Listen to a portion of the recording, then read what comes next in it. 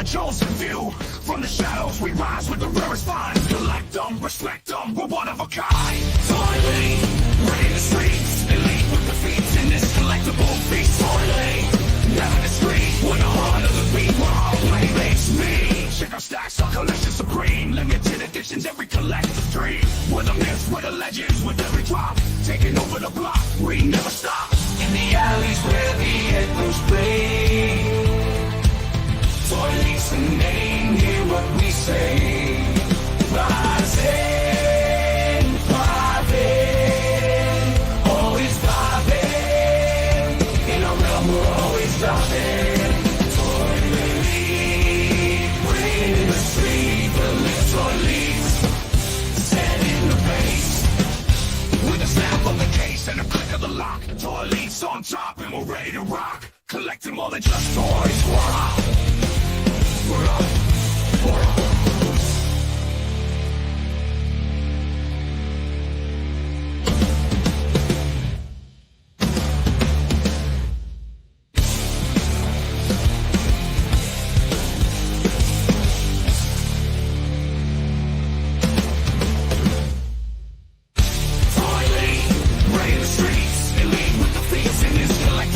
Toiling, never discreet, we're the heart of the beat, we're all playmates. Me, we're the tree, we're the toilet. Watch the flow, cause in the zone, we never admit defeat. Come for the thrill, stay for the chase. Toilets in the place, set in the pace. What is up, everybody? Good morning, everyone. Ed, how you feeling today? I'm feeling great, man. It's Saturday. I got a full hella dope mug of coffee. Right. As Ted says, in my trusty hella dope mug. Got that bootleg Toy Frenzy tumbler. So is your 2-year anniversary for Toy Frenzy this Thursday or last Thursday or this coming Thursday? We did the show for it because we only do once a month now. So we did the show this past Thursday. Our actual 2-year anniversary was back in July, but we had already done our monthly episode and didn't even think about it because it hadn't happened yet, right? So, we were like, okay, well, let's go into celebrating our 2-year. And we were talking about a lot of the concept designs for the 2000X series and for Masters of the Universe for fans that don't know. Because, we just found out Mondo is going to be doing 1/12th scale 2000X figures. So we decided that'd be a pretty cool thing. And what a happy coincidence that was, that it was the day before the show aired all the way back in 2003. So it's 21 years old. And, or actually, no, 22, because it was 2002 the show started. Right. But yeah, it was like, oh man, what a coincidence that we were talking about 2000X like exactly 22 years. That's awesome. It worked out well. But Joe G has joined us. What's up, Joe? What's going on, brother? He said he'd be here, but he's working. He's still in the chat, though, listening to us. Yep. Got to do that work, man. I was hanging out with Joe last night and Jesse, Curtis, and so many fun people from the Cabal over on Let's Go Off World. We had a fun time just hanging out. And, I was gonna jump in the chat last night, and then I got done with work yesterday, and Luke was hanging out with me. We went and got some pizza, and then I was sitting there watching TV. Next thing I know, I woke up. It was 9 o'clock. I was like, shit, I still got a ton of stuff I got to do before I go to bed, and I got to do Radnom stream. So I was like, jump up, did the dishes, did all the stuff. And then I was like, Radnom text, he's like, dude, I don't feel good, so I'm not going to go live tonight. I was like, that's cool, man. Don't worry about it. So it was nice. Yep. So then I watched Waterworld until 2 o'clock this morning. Well, I mean, if you need something that'll help you go to sleep. I'm just joking. Waterworld's a fun movie. It gets a lot of crap, but I'm sorry, you got Kevin Costner in there and Dennis Hopper. Yep. Thank you. I kept wanting to say Anthony, and I was like, no, that's not him. Yeah. But yeah, the Dennis Hopper is the villain. It's just a fun, colorful world. Is it great quality flick? No, but it's a fun post-apocalyptic, little thing. especially if you don't read into it, right? A lot of people want to read into it about the flood and all this other stuff, and it's like, you're reading way too far into a movie. It's Mad Max of the Sea. Let's go. Exactly. I was gonna bring up because we could talk about the floor plans for Legion's Con. They got posted. Yeah, let's do it. Unfortunately, like I try to go to the website and my computer's telling me your connection is not private. People might be trying to steal your stuff, and it won't let me go past it. It's like my choices are advanced or go back to safety. Like, where's the disregard button? Let's see, might be able to bring it up. Is it just on the Horseman? Here we go. I got it. You got it? No, there's actual Legion's Con. Yeah. So they got the event schedule posted, but I wanted to look at this. We're official now. Nolan's here this morning. What's up, Nolan? Nolan is with us. What is up, brother? Man, I did not expect you to be up this early, but thank you for being here. All right. I'm trying to see if they got it posted to the website yet. They may not. Okay. If not, I'll just pull up their Instagram post. Yeah, I saw it on the IG yesterday. Yeah. Yeah, so it looks like they don't have it on there. So let's go grab it from IG real quick. Let me find that. Well, they had posted like 2 separate posts, and then like I went to go look back at it later, and I couldn't find the one that I dropped the link of in. Yeah, I think they had a correction to it or something, didn't they? Yeah, they combined like the 2 separate posts into one post, and they also had put something wrong on it, so they were like, "Oh, we got to fix that." Yeah. But yeah, let's go through this because this is going to be different from what they've done in years past. Now, mind you, I hadn't been to a previous Legion's Con to talk about. Why can't I get it to open up in another window? See, this is the problem with having a stream this early in the morning. I'm not awake enough. Yeah. Duffman, what's up, man? Good morning. Hey, Ramos, what is going on?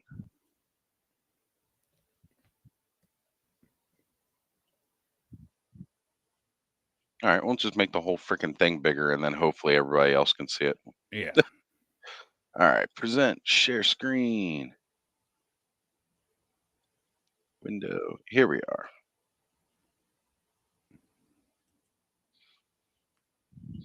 So this is going to kind of be their pop-up store, right? Like it's not necessarily just the vendors, right? Because you're going to have a lot of your tables and where the different customizers are going to be here on the actual floor plan.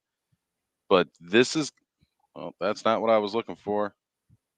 Why does it look like it's, oh, you know why? Because I was going the wrong way. Hold on. Here we go. Hey, look at all those greats. Congratulations to all those Cosmic Legions winners out there that got randomly chosen. Yes. Yeah.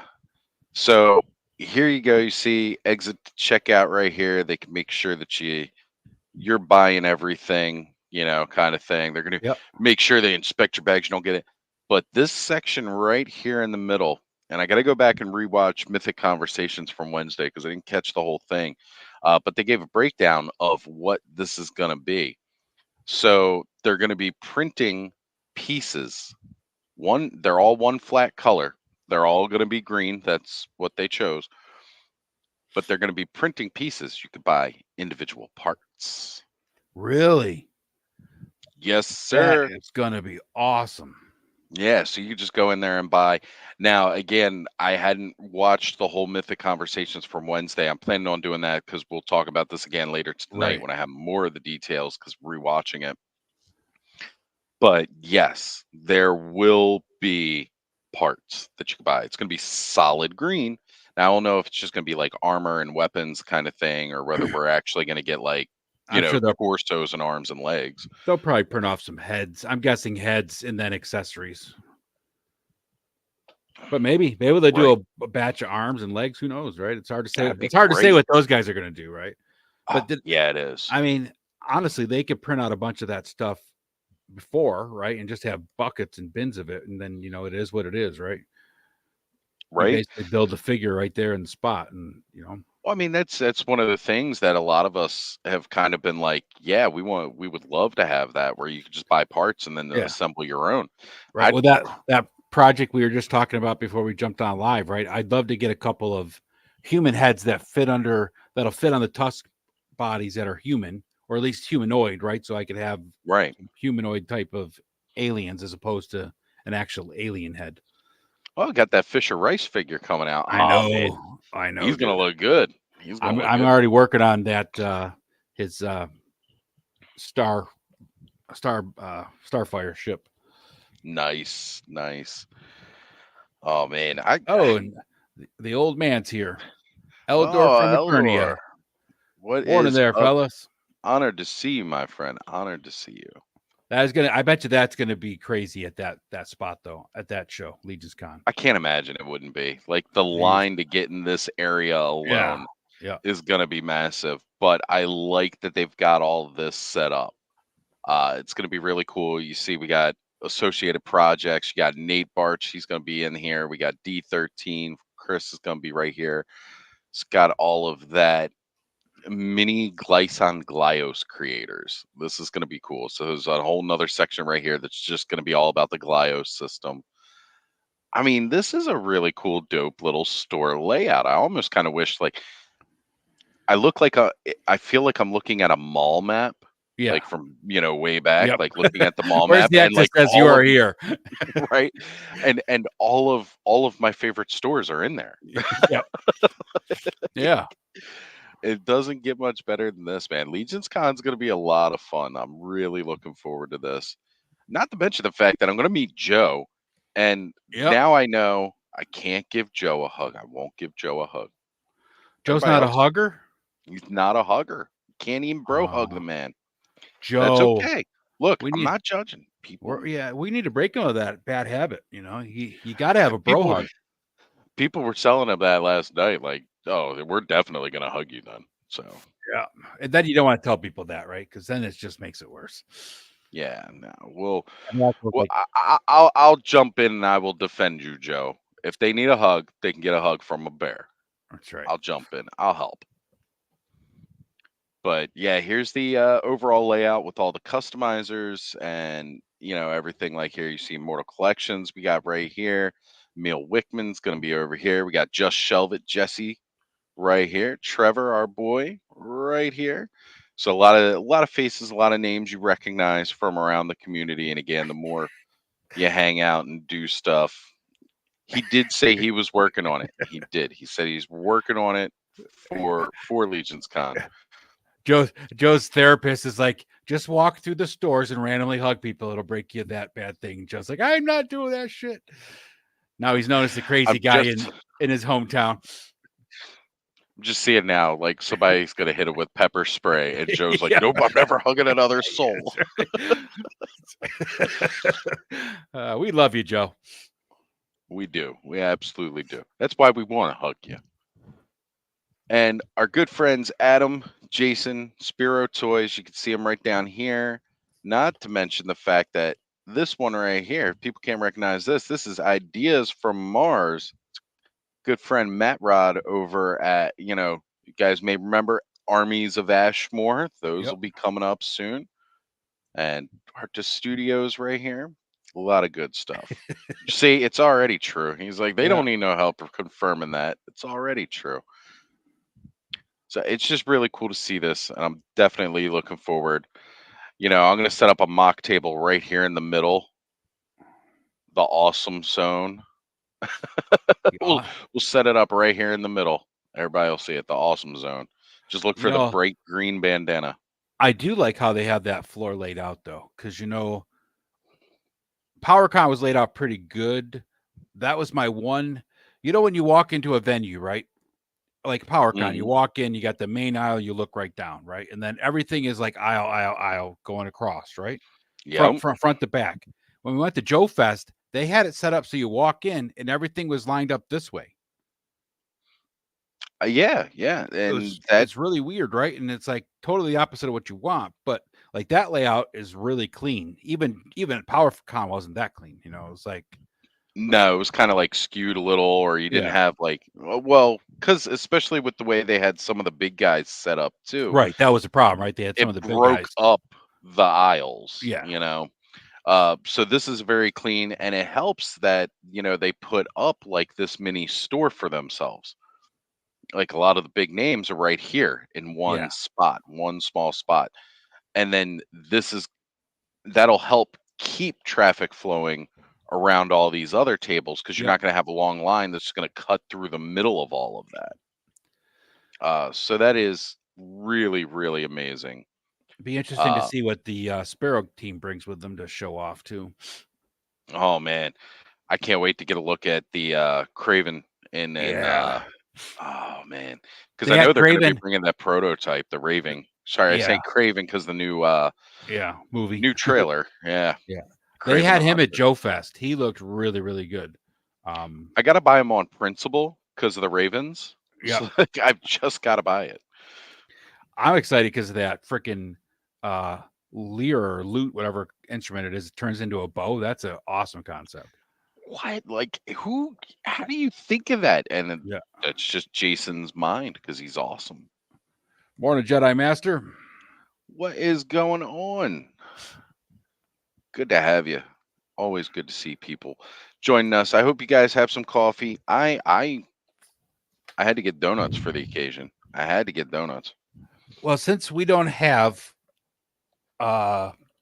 we have a Dunkin' Donuts, but it's in town, and there's no such thing as DoorDash around here. So I got myself a box of donuts from Walmart last night, just so I had There donuts you for this go. morning. There you go. Right? Donuts are donuts. I They're could all have got good the no ones matter out of the what. bakery, but I know they'd have been hockey pucks this morning, so it was like, Yeah, yeah.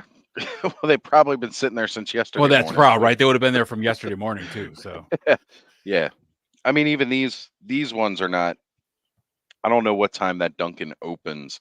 I do know they finally have extended their hours for the afternoon because yeah, they have been ever since COVID happened. Like all the Dunkin' Donuts around are closing at like 6 o'clock. really. I am used to them being 24 hours. Yep, me too. And you go and mind you, there was like a handful that weren't, but the vast majority of them were 24 hours. And then COVID happens. Everything shut down to 6. Yep. When they freed up everything, I expected them to start kind of going back to 24 hours. Nope, that did not happen. Now it's like they just started keeping them open until 8:30 again. Yeah, our Dunkin's really weird in town. Yeah, like you said, I remember the Dunkin's back in the day. There was never one out here, but like we go party or whatever up in the city, and you know, it's a 45-minute drive home. So we'd hit either a Denny's or sometimes we'd end up at a Dunkin', and just drinking coffee till we sobered up to drive home. Yeah. And then this Dunkin' opened up, and it wasn't open 24 hours when it originally opened, but it was open from like 5 a.m. to 1 a.m. You know what I mean? So it was closed for like Mhm. 4 hours. And then Just COVID long enough for happened. the bakers to come in and make the Yeah. donuts. And then the COVID happened and they shut, like they did the same thing, it was like only drive through and it's just a couple hours in the morning till lunch and then they closed. But now they're open. It's really weird. They're only open from like 7 a.m. till like 6 p.m. It's like, that is just Yeah. strange. Like 7 You know, a.m. is actually too late for most of the people that live around here because they're heading to work. They got to leave earlier right. than that because they got to go up 45 minutes to the city. That's so crazy, yeah. And again, it's just awkward. Like I'm one of those guys. Well, I mean, everybody here knows I have a cup of coffee every Saturday night while we're streaming. Like I'm drinking coffee Yeah. 9, 10 o'clock at night. And sometimes like, yeah, I'd like to walk up there and just go get myself a cup. Yeah. And, it's awkward that it's not there anymore. Like it's something that's been a staple Yeah. my whole life, and now it's not necessarily that Dunkin' because Yeah. I had a different one that I went to. The one that was by my old GameStop that I used to frequent by where I used to live, that one was one of the few that was opening till 10. So at least they were still like kind of late night. Now, do you But guys have Tim Hortons down there? no, we Not don't yet. have any of that here. Okay. Nope. So we have Tim Hortons here too, because of course we're close to Canada. Close to Canada, right? Yeah. And when they first moved into town, the Walmart here was open 24 hours, and the Tim Hortons is right next door to the Walmart, so they were open 24 hours too. And all of us that worked at Walmart That's overnight cool. would just walk over there and have our coffee, donuts for lunch or whatever, and then walk back. And then they switched to like opening till 1 a.m. and now they're only open till like 10 p.m. because it's like, I mean, it's such a small town. You're only going to get the drunks at the bar afterwards. But nothing in our town is open 24 hours except for one gas station now. So it's like, yeah. All right. So I keep reaching for my mouse like I'm going to be able to highlight chats. Nolan says Timmy's is the best. Now, Ed, since you've had both and they both exist in your town, Dunkin' or Hortons? McDonald's. Really? You prefer McDonald's over even Dunkin'? Yep. Okay, because like for me, that If hierarchy I had to choose between Dunkin' and Tim, I'd go Dunkin' all the way. Okay, and that's basically what I was just trying to find out. Because see, I love Dunkin'. It's my favorite coffee. If I have to buy coffee from somebody and I'm not making it myself, I'm gonna buy Dunkin'. I'm not So gonna go Tim waste Hortons my donuts money. are better. Tim Hortons Okay. donuts are better than Dunkin' Donuts. And that might just be this one here because the people at this Dunkin' Donuts don't make them fresh enough or whatever, right? The coffee at Tim Hortons is good, but it's like it almost is sweet by itself, right? The coffee, even black, kind of has like a sweetness to it already. So it's I like it, but it's not something I drink like all the time, right? That's like if I'm out for an afternoon or something and someone's like, "Hey, you want to go to Tim's to have a cup of coffee?" I'm fine with it, but it's not one I'd have in the morning. Sure. Let's say hi real quick to I saw Dave Dimension stop by. What's going on, Dave? Good to see you, brother. I saw the Collecting Brothers. I'm assuming it's John. Gotta assume it's John. And then there's this guy that shows up. Says where we don't sleep in, brother. It's 8:30. You're sleeping in already. I slept until 6 a.m. What more do you want? Right? Like you've already slept in. Come on, it's time to get up. He's old. Grab a cup and join us, punk. Grab a cup and join us. Let Roman out and come join us. Get your cup of Pepsi and come on here. Iced tea, whatever it is you drink, because I know you're not a coffee guy. But yeah, I like Dunkin' better than Tim Hortons for sure. But especially their iced coffee. Their iced coffee is much better. Yeah, okay. I don't get iced coffee too much, but like some of these hot summer days and stuff like that, I definitely dig the frozen coffees. Yeah. Talk about somebody trying to sleep in. Brick, what time is it for you? What time is it for Nolan and Joe? There's no excuse, punk, with your little bougie attitude, sleeping into 8. God. He's got all that money, Mr. 5K. He's just rolling around in all the money in his bed. It's uncomfortable sleeping on a pillow full of $500 bills. He's got to get the thousands in there now. That's right. That's why they launder your money, Lawrence, so it's more comfortable to sleep on. Yeah, it's when you laundering your money is when you go take it into the laundromat and you throw it in the dryer and you fluff your pillows full of it for a while. Gets it nice and soft and warm.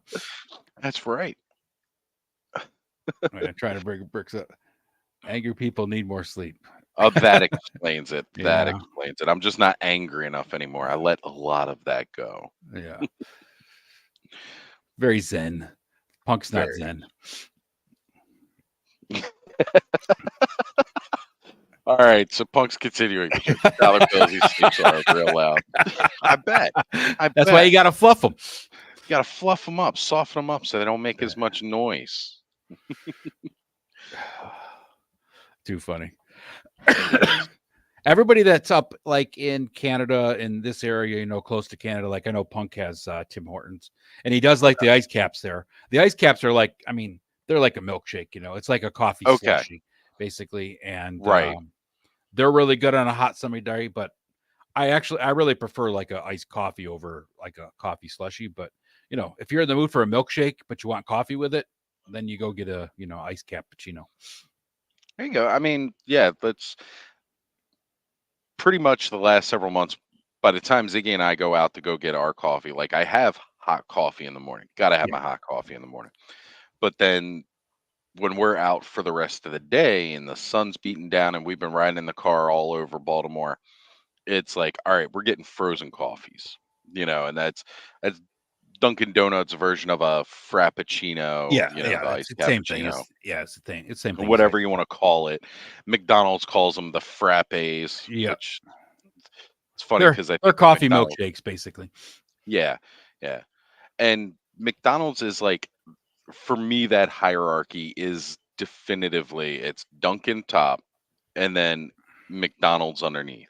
It used to be Denny's coffee. Like, I prefer Denny's coffee over everybody's, Oh, but Denny's Denny's used to have changed. such good. Yeah, they used to have good coffee. They When you could changed go up. in I there don't at know like where two they're getting their o'clock in the beans. morning, and they just bring you that Yeah. carafe. Oh man. Oh man, yeah, yeah. Like, I had them when I was going to Denny's regularly, like every night, all the time.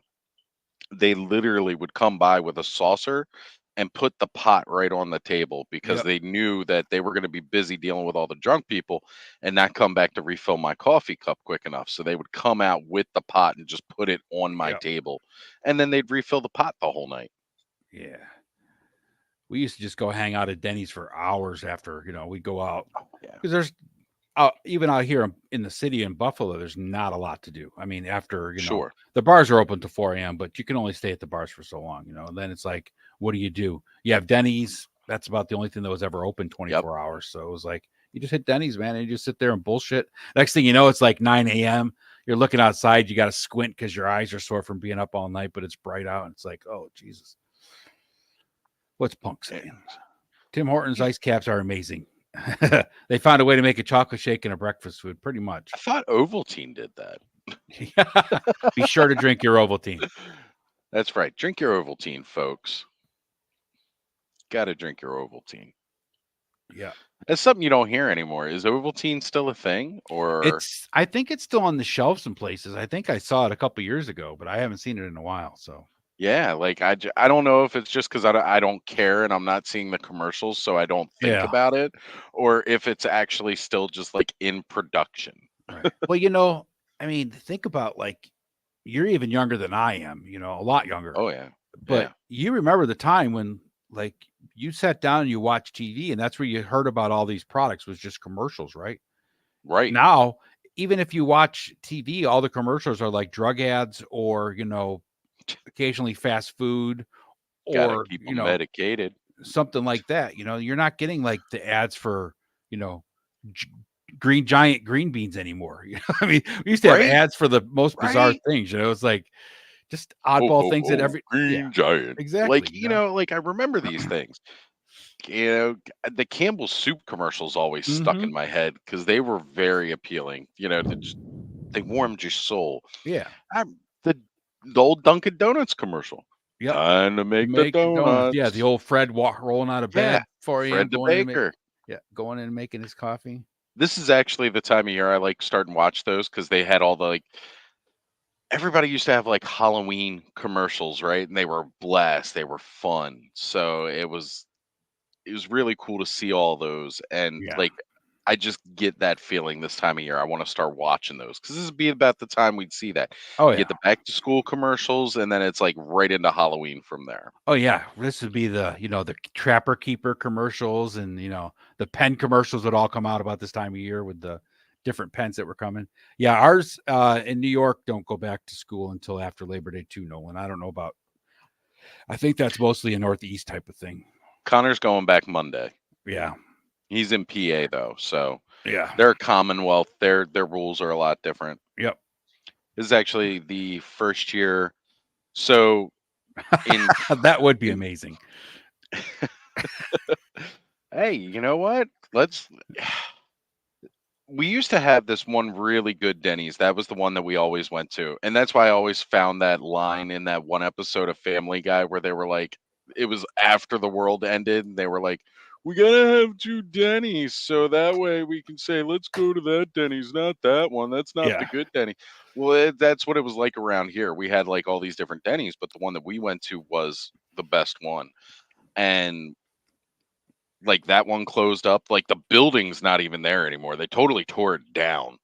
Um, and there's only one Denny's left, and it was not the good one, and it's still not a good one. And for the price that they want, It's crazy how much their prices have gone up. Oh my god, it's nuts, and the portions aren't even like they used to be either. So it's like a double whammy on that. What's up, Thanos?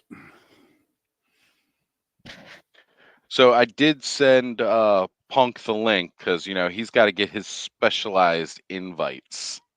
Yes, he needs his personalized invitations.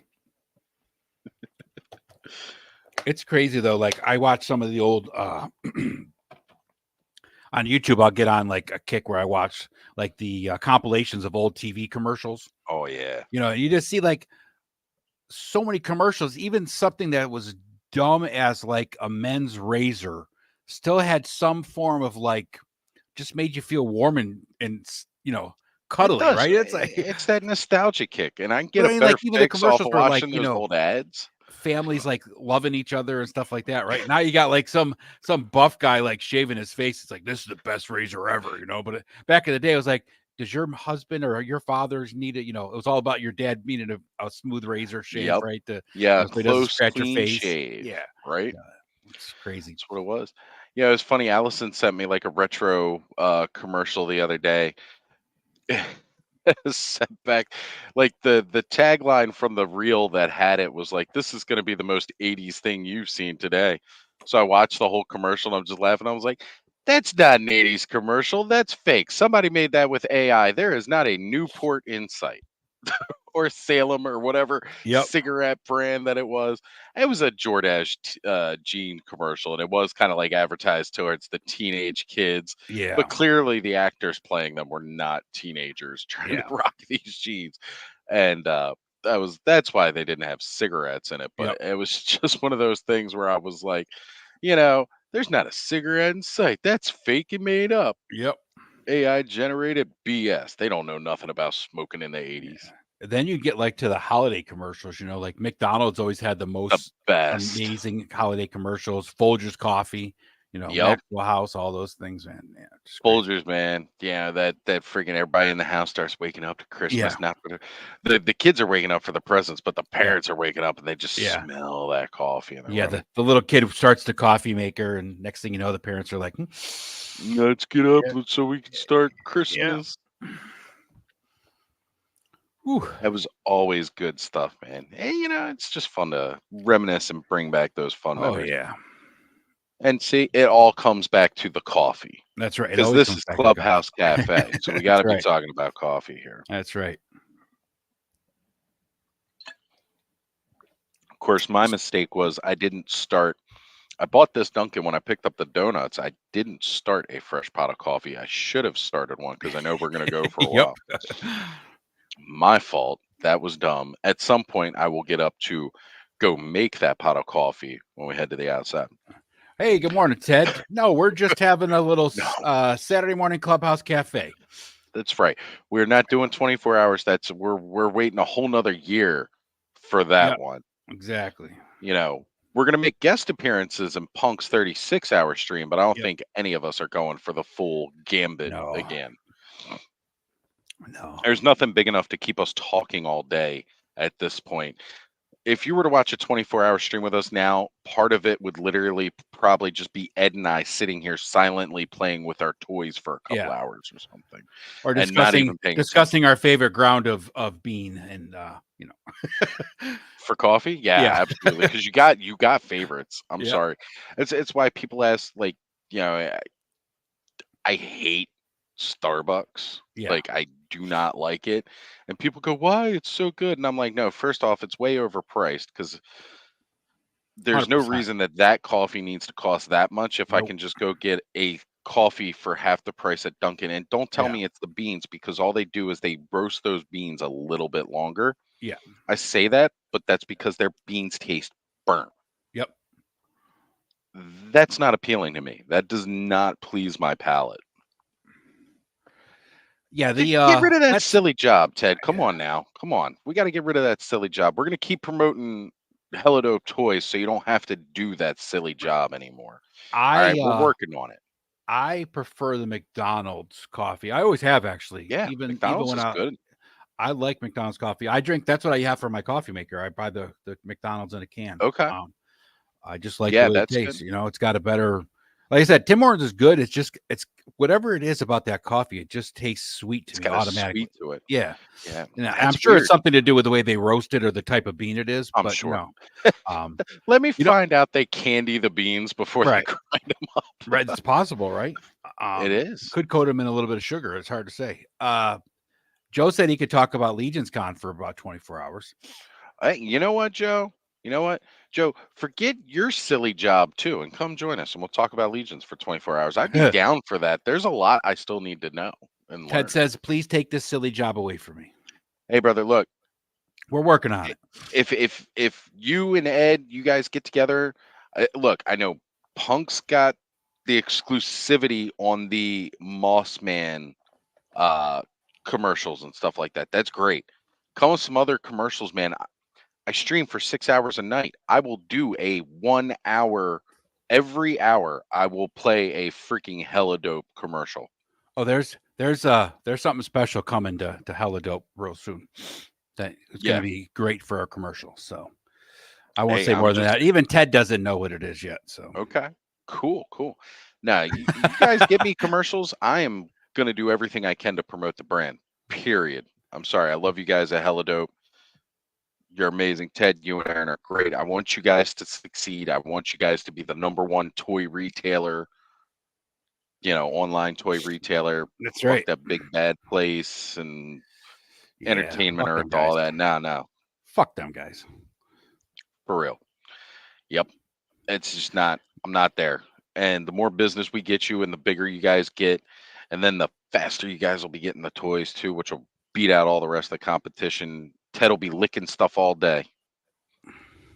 Well, that's the bad point right now. Is like business wise, is that big bad place has been around so long and they're so big that they're getting Yeah. first. They're getting first They're dibs. getting priority They because they're they the most take well they known. take forever to ship after they get it. But it's like Mm-hmm. they're getting first priority. Like they just got the Vamp that was supposed to be a Hasbro Pulse exclusive. They got the Vamp now. Ooh, joy. Right, but it's 119, I think, instead of 99 Well, like it that was on Hasbro. But Hasbro said this is only going to get sold on Hasbro Pulse, and all of a sudden, Big Bad is having it. It's like, come on. you know what though? That's kind of like how they do those clearance warehouse deals, like Yeah. that we see at Ollie's, right? Yep. Which, speaking of, I just recently was checking out Kids Warehouse because you guys know I like to go there Yeah. every once in a while. Hang on one second, Oz. Wraith Mace, what's up, brother? Glad you're doing Good to well. That's right. Thanks for stopping in, brother. Rest up, recuperate, get back Yeah, here soon. that's right. All right, Oz. Going to the Kids Warehouse. What do we got today? All right, so let's go ahead and bring it up. I'll do a little share screen again. They actually got some new stuff. I'm passing on it now, and I hope by my next paycheck I've got enough. Should see the screen down there at the bottom end. All right, so we go into toys here. Where did I find those last time? It was under boys' toys. And it's in a weird spot too, because like normally they Yeah. got everything categorized, right? Yeah, I remember it So was when I really was, weird when we were hunting last time for it. yeah, so where it was pretend play. Now check this out. Keep Indiana talking. I'm Jones, going to shove a Temple of donut in my mouth. Indiana Jones, Temple of Doom Adventure Series short round figure. So I was looking, I was like, all right. So we've got Indy with the torn shirt. You got Old Man Indy from the new Dial of Destiny movie. And let's see if we come over here. You got Possessed Indy and Shaw. Hey, Brick. Good to have you, brother. I had to check the eye boogers there for a second. Yeah, let's just zoom in real quick so we can Yeah. show everybody the eye boogers, right? Oops, sorry. I think I have the wrong thing. Wait a second. How does this sound? Is this okay? You sound fine. Yeah, you sound good. We can hear you. I'm trying a new mic thingy. I don't know if it's actually working. Anyway, morning, All right. everybody. Good morning, Brick. Oh, this is not the right one. You hear? Help me out. You hear me I'm now? here. Okay, Yep. now this is what I sound like, thin and probably like weird. And then does this give me a little more bass, maybe? Hello? No? Not really any more bass, but it's a little bit more clear, right? Like Okay. I don't It want to say doesn't sound like so crisp. echoey. Yeah, Right. Yeah, it's Did less it did echo it on did it. it change though when was very there a little, change? very Yeah. little. Very little, like we said, it's a little bit less echo, but Yeah, Do you hear this? yeah, we can hear you.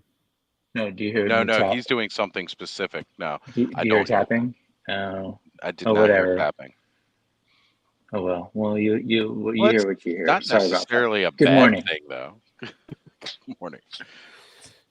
So Well, we're we got checking the out kids' sound wear. check, the eye booger check. Do you need to check your nose or anything, Brick? We can help you with that. You got it? That looks You want good. us to help you Nice with and the clean. shave? I think I need a little trim, Yeah. maybe.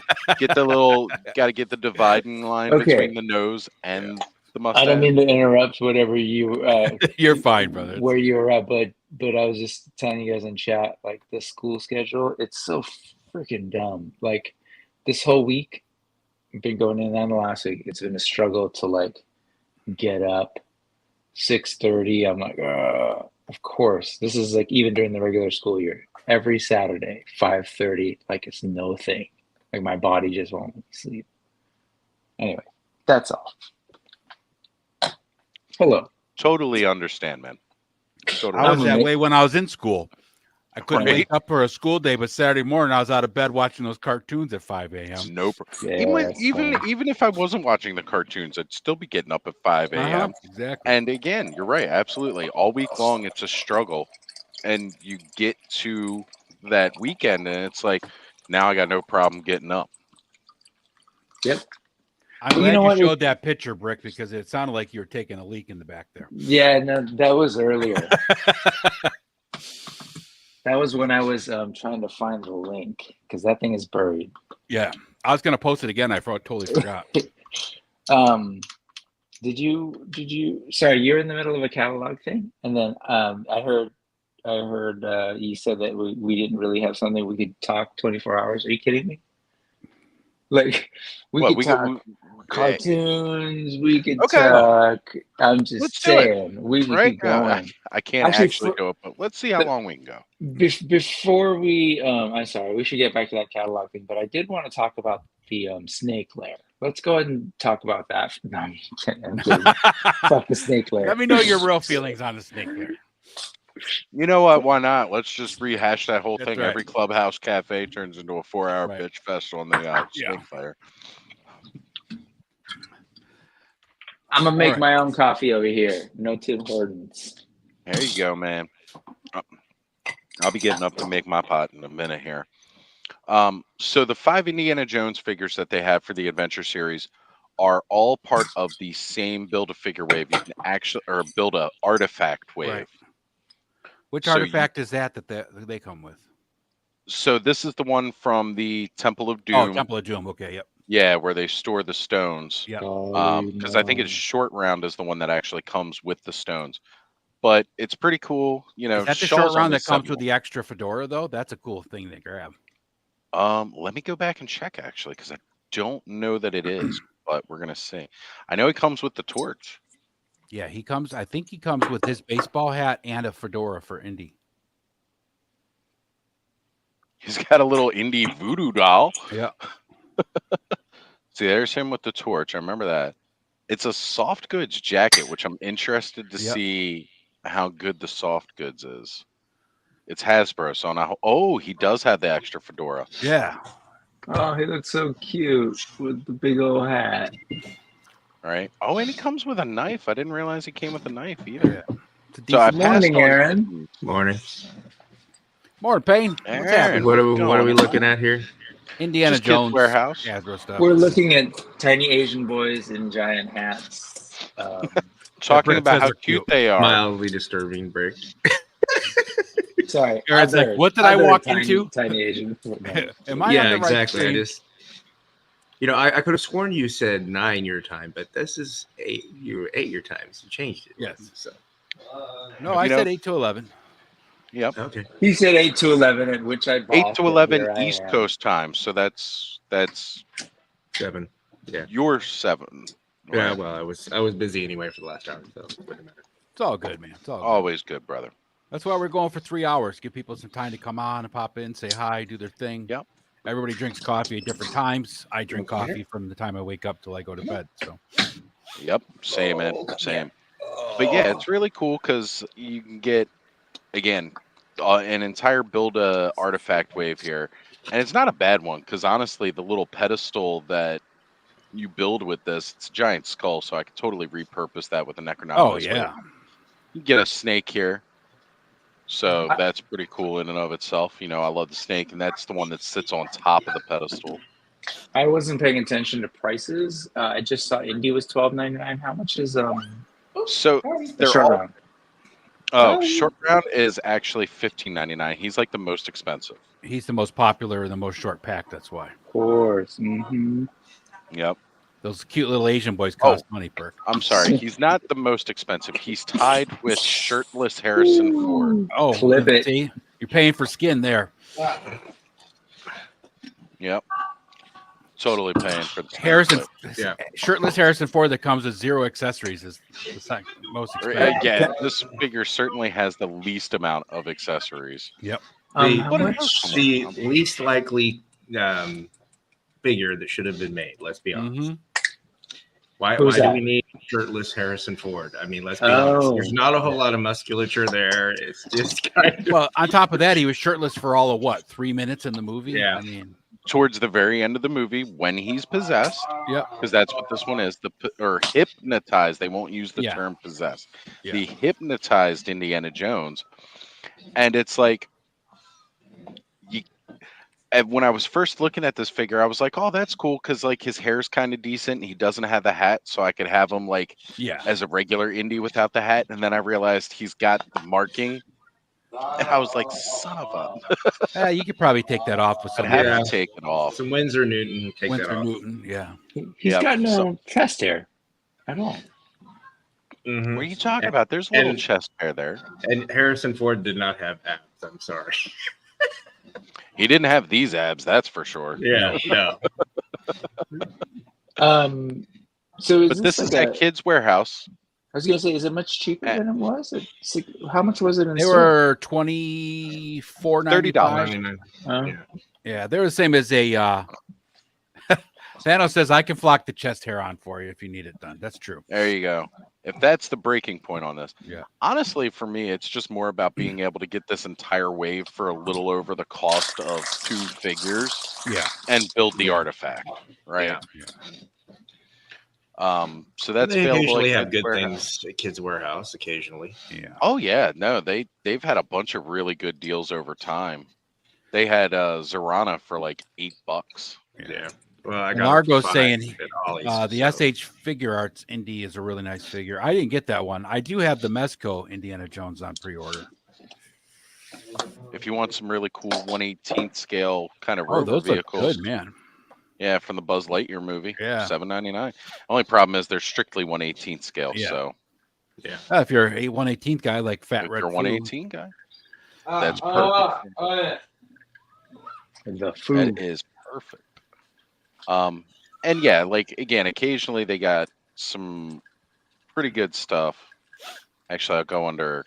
If I go under characters, I tend to find more here.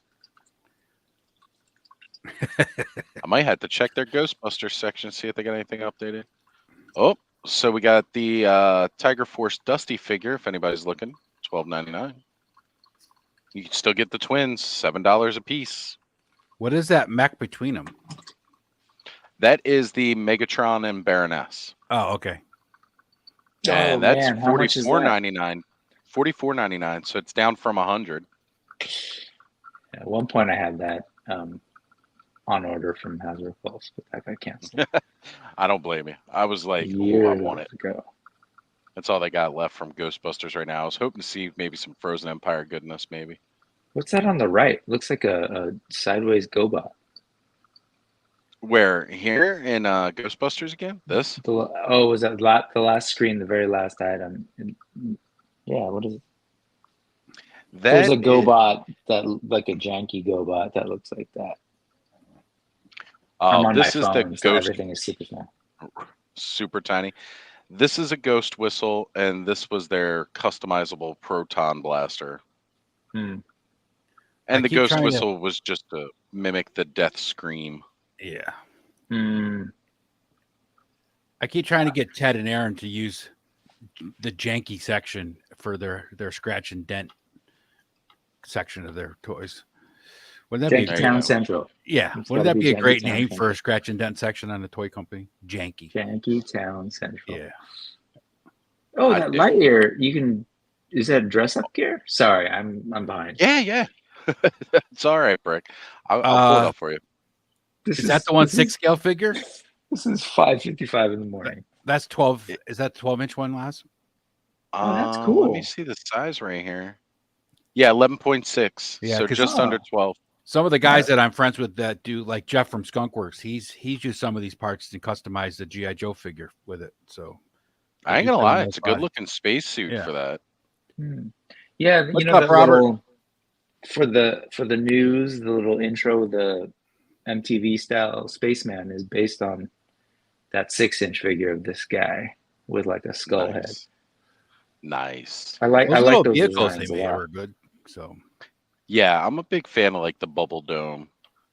So Mhm. we got some Masters of the Universe here. Not a whole lot has changed here since the last time I looked at it, because they just haven't gotten anything. But anybody that does the mega blocks, they're not calling them blocks anymore. Yeah. You get the battle ram here for $7.99. So that's pretty sweet. They've They still don't call got them some of the Mega older Bloks anymore? CGI stuff. They're just called Mega now. Yeah, they dropped the blocks a while ago. Oh, I They're thought just the company is Mega. yeah, I thought that was the company or the brand, and then Mega Constructs is like the branded stuff, like Motu. But I Right. thought Mega Blocks generic still exists. Now Maybe it's not. all just Mega. Mega. Okay, Just not Mega. to be confused with Lega or Lego. You know that's what they're going for. I was gonna see what kind of Animal Crossing stuff they got. Keep They just got trying, bed Ted. sheets. there's a huge Lego convention going on here in Buffalo in November. Mm-hmm. Actually, speaking of, I forgot this weekend is ZoloCon. Yep. Oh, fun. Yeah, Travis is supposed to be stopping at ZoloCon this weekend. I know Lee's Customs is there right now. Mr. Home Arcade, he was just messaging that he was going to be there. Yeah, that's the So- last one in the Fuge. Right. Yeah. From now on, they're going to a different venue. Yep. Kind of sad when that happens. Is that a raptor from Fortnite? It sure is. Interesting. And it's only $8.99 plus you get a chicken. A chicken. So you get There the you go. original Oz, there's a original chicken. recipe. There's a chicken for your graveyard. right? You got original recipe and then the evolution. Yeah, there you go. And they did a promo shot with it eating the chicken. Yeah. Perfect. Awesome. All right, I may have to pick this up for $8.99 because that's kind of cool. Raptor yellow. Now Well, I wonder if I'll I got actually 2 of get those yellow. sharks for my underwater display. So Yeah, they had them at Ollie's yeah, when I was just there this weekend. They had those back in. my Ollie's has had nothing the last couple times I went. You know what's funny though? Now I can find. Remember when we were having a hard time finding you those gliders when you were still looking to Yeah. have some? Oh here and yeah, there? I can find a ton of them now. Yeah, Now there's tons of. I did tempted. happen to find a starting lineup figure, so I can at least do my big log custom at some point. I just have to paint him Oh, okay. African American because they only had Noka Jokic. I was about to ask you if you needed a specific player because I saw a bunch of them. Yeah, they're just Even at chocolate milk colored is all I need. I'll be painting it mahogany anyway.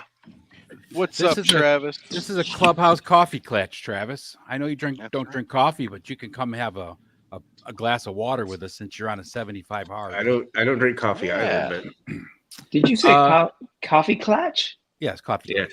Nice. Y'all are picking up that East Coast indigenous language, huh? Oh, I've been saying coffee klatch since I was a kid, man. That's what my mom yeah. always called it. Yeah, I just learned that. old I learned that through burner old ladies had a- potlatch, right? Potlatch. Yeah. Yeah. Her and her old ladies had coffee klatches on Wednesday mornings when we all went Oh, off to that's school. cute. That's actually when my aunt does hers. Is on Did Wednesday you all? morning. No, you guys see. Fits lately. Lots of discount sets that could be. Yeah, there's lots of good stuff out there right now. Of course, it's right before the Christmas set, so all the stuff will be going on clearance. I'm sorry, Payne. Go ahead. No, I was realizing you guys didn't know about this, but I'm putting it in the private chat. That's something Brick knows because he was there when KJ sent it during the. Oh, I was gonna say I can't see, but I know it's what you're something talking that about. it's something that he See, uses, and they have good discounts too. But he doesn't want it. He doesn't want it out there. He I was kind of gonna wants say it I was private. being good, and I didn't say nothing. I could say something, but I just put it in the private chat. So Yeah, that's for you and thanks. Appreciate that. you guys to look at because there's some stuff there too. I wonder what they still got from Big Hero 6. Okay. Like, I'm seeing some of the names on here, and I'm like, what do they still have hanging around from that movie? You know, because some of the toys from some of these things were pretty cool. And again, this is all catered towards kids. So, like, I'm not surprised when it's stuff like the bed sheets or, you know, like, look, I can't get my Batman underwear in a size that's going to fit from Kids Warehouse, but. I don't think anybody can get Batman underwear in the size that fits from Kids Warehouse. They don't make adult size underoos. You remember the underoos? Those are the awesomest pair of t-shirts and underwear. Many great clips from this conversation. God, I used to love underoos.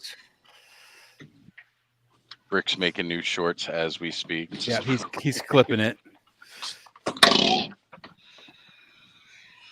But yeah, you know, Kids Warehouse is a fun site to check out every now and again because they do have some pretty cool stuff. If you want some suited characters, you get Flat Top. They have that 5-pack. What do they have the 5-pack for? $69.99. Sheesh. Yeah. I've seen it cheaper at Ross. I know. My Ross and Ollie's has been bare for a while. Now they've got this Spider-Man Marvel Legends pack for $54.99. Yeah, not anything that I haven't seen cheap. It's an all right black suited Spider-Man, so you know, kind of interesting. I bought a bunch of these. I bought like 6 of these just so I can get the Red Wings. I think that's the bigger one, isn't it? Or is that no? This is the okay. Yeah, this is the well, it says right here 3.75. It's the Secret Wars style one. Yeah. If you guys are missing some Heralds, they've got the Herald 2-pack for $59.99. So, Oz, have you ordered from Kids Warehouse? Because Gene's asking what's the shipping like. I don't think it's ridiculous. I ordered a couple times from them, but I don't think the shipping was that bad. No, shipping's not bad, and it's fast. Like, if I were to order this today, it would be here Tuesday. They have that Doctor Strange with the portal. That's pretty good accessory. I don't know how much it was. Where was he? I passed him. He was right next to. There it is. Yeah, $20. So not too bad considering it comes with the portal. Yeah, the portal's more of what you would want anyway. Right. Well, because that's why a lot of people wanted to get the freaking 5-pack up here. Yeah. And it's the same exact portal. Yeah, just a different color. And I have the 5-pack, but I paid price retail for it. So retail. If anybody wanted that big cyborg Spider-Man, they got them.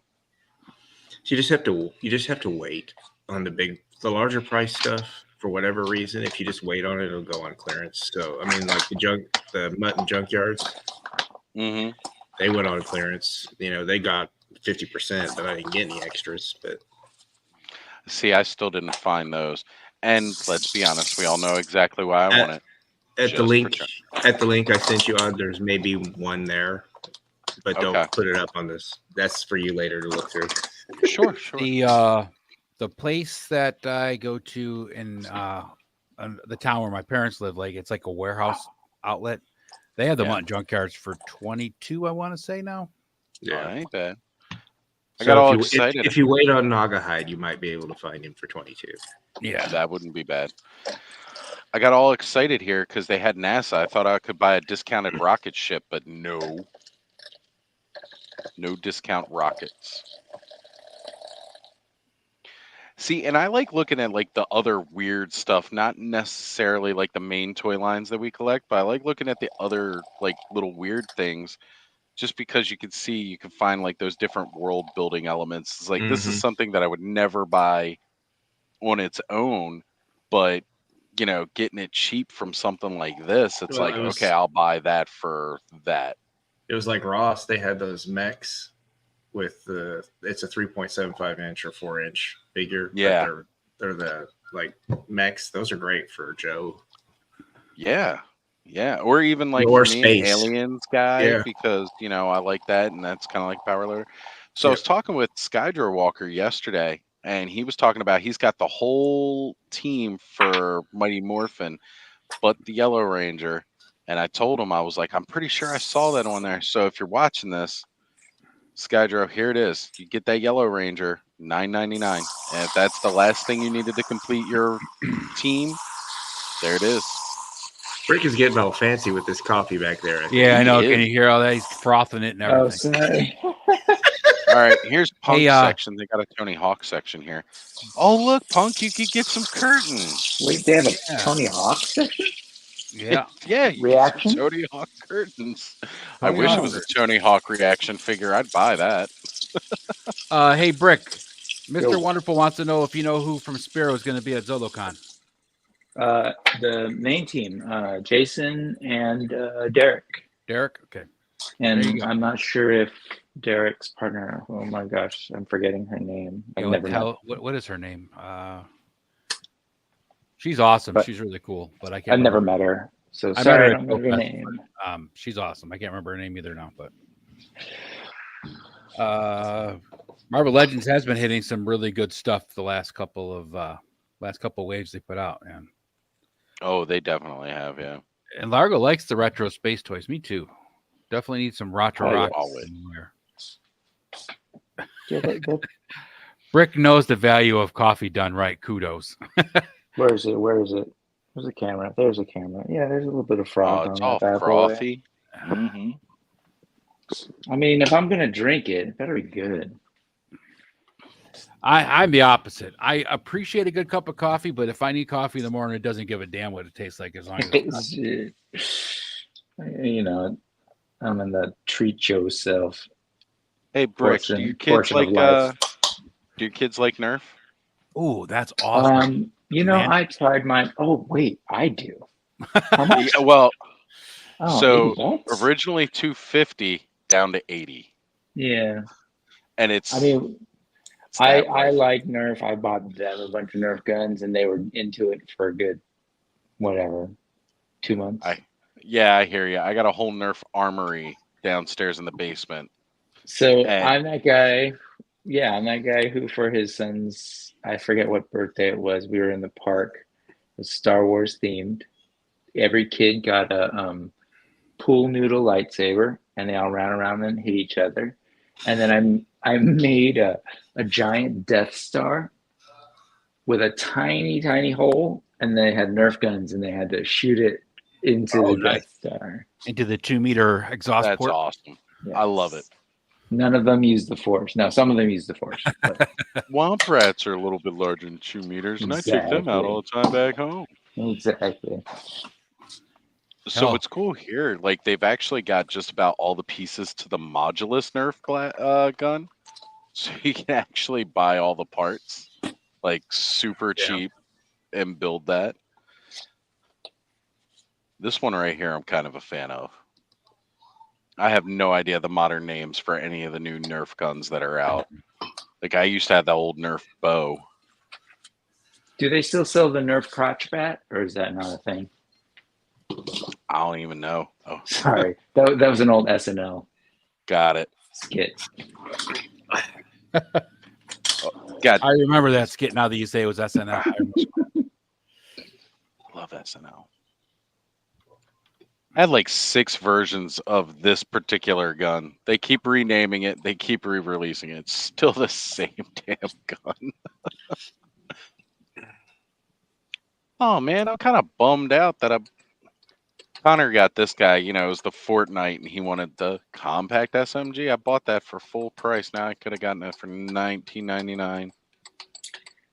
So I'm gonna be that guy for a second. Everyone loves the Ollies and whatever the Kids Warehouse stuff, but it's crazy to pause and think about how much of these things were overproduced and unsold, and where it's gonna end up. That's where your marketing team has kind of not done their job. Yeah. Well, I don't They even over- necessarily. Yeah, or we're No, just also there's the element to it, right? We say it's overproduced, but is it really overproduced? I think a lot of it is the high price on some of that stuff is scaring people That's into purchasing. what That's where does you're it. getting those 3-packs that are sitting and then they show up at Ollie's Also, or Ross. I let's would be honest, say some of the go ahead. Sorry. sorry, Brick. Some of the stuff that showed up at Ollie's and Ross though was stock that was sitting in the trailer that no one knew where it was because it got stacked up at the coast during the COVID logistics nightmare. Yeah, that's a thing too. Well, just, sure, and I hear all of that. I would just that was the initial thing, right? But now it's right. still going on for sure. Now it's I mean, high prices for sure. It's part of the problem. For toys too. Even as but an I would adult just collector, it's hard for us to spend $25 on a figure sometimes, right? It's like, ooh. Yeah, 100%. No, that's all real, but I'm just thinking about like this entire store's business model and Ross's. Oh yeah. And it relies on overproduction. Well, Ollie's, right? Ollie's, Ross, yeah. not just toys, everything. Go ahead. Some companies, when it gets returned, they won't put it back on the floor, right? So they have to sell that at a loss in a box situation where they just dump it all into a container, and they sell that whole container to companies like Ross and name brand clothing and those other discount chains for money. Yeah, typically you see that from a lot of those where it's just returned products that they're not going to reissue. Yeah. But some of the That's why you stuff they find get in so those many with warehouses damaged boxes are just so bizarre. Like the warehouse that I go to at where my parents live, they have like a whole section of like battery powered alarm clocks that are like, they look like they came out in 1980, and it's like, who made this and didn't sell it on Amazon or whatever and thinks it's okay? I mean, they were selling them for like $250, and they had pallets of them. They weren't moving. It's like, no one's going to buy a battery powered alarm clock. That's what your phone's for nowadays. Well, Brick, I was excited because I saw Lego. I was gonna say grandma and grandpa will buy it as gifts for people. Well, that's what happened. Exactly. My mom bought one for my kids, and they all threw it in the trash when they got home. I got excited for you, Brick. I saw Lego and I clicked on it just to see what sets they had, because no matter what it is, when it's Lego, it's cool. And all it is a Chima blanket, which has to have been sitting here for ages now. Yeah. Like, I don't remember the last time I saw a Chima set. I know it. You mean the Thundercat set that never was? I was just gonna complain, Aaron. Like, I loved Chima until I realized the connection. Yeah. Yeah. And Largo, off-topic thought. So yeah, I've been thinking about doing a video about the connection of action figures and the cultural concept of iconography. Interesting. Yes. Yeah, I'm down. Yes. Absolutely. Definitely. Ooh. What do we got from Thanos? Using an old school alarm clock is okay. I still use an old school alarm clock in my room, but I'm talking, it was like a battery powered. Yeah, who does battery powered anything now? Right. Wait, old school alarm clock. Are you talking wind up with hands and the two little bells on top? I do have one of those. That's the old travel kind that folds out. It was my great grandmother's. It still rings like the old bells. I don't think I've ever seen one. You know where I've seen that is on cartoons. Tom and Jerry. Yeah, I still have one of those. It's great. So I find this really funny. The only item that they have under their NHL logo stuff is a Philadelphia Flyers tote bag. Not a fan of the Flyers. That's more of that sports ball talk. Brick's been treating us really good with the sports ball. I know enough to say that's a sports puck talk. That is a sports puck talk. Yeah. All right, guys. I'm gonna go brew a pot of coffee, and I'm gonna join from the mobile device. Okay. I'm saying like I'm the actual host of this one. This is all your gig, Ed. Jeez.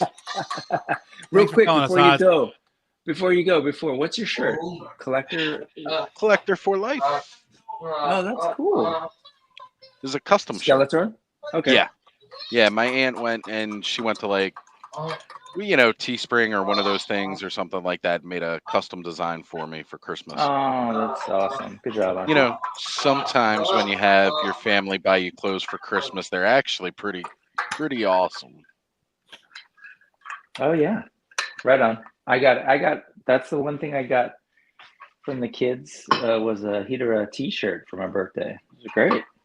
Nice. Yeah, I'm sorry. There's something like actually satisfying about getting clothes as an adult. When you were a kid, it was such a bummer. Now it's like I see clothes and I get a little excited. I'm like, yay, money I don't have to spend on myself responsibly. Socks, yes. I don't have to spend the $15 on socks. That's awesome. Sweet, I could go put that towards another freaking bear. All right, guys, I'll be right back from the phone. So Joe used an old wind-up alarm clock on work nights to sleep on lunch break. Yeah. Those old wind-up ones, man, they wake you up. You never had to worry about missing those things. There was no snooze, and it rang so annoyingly you didn't have a choice but to wake up. Yeah.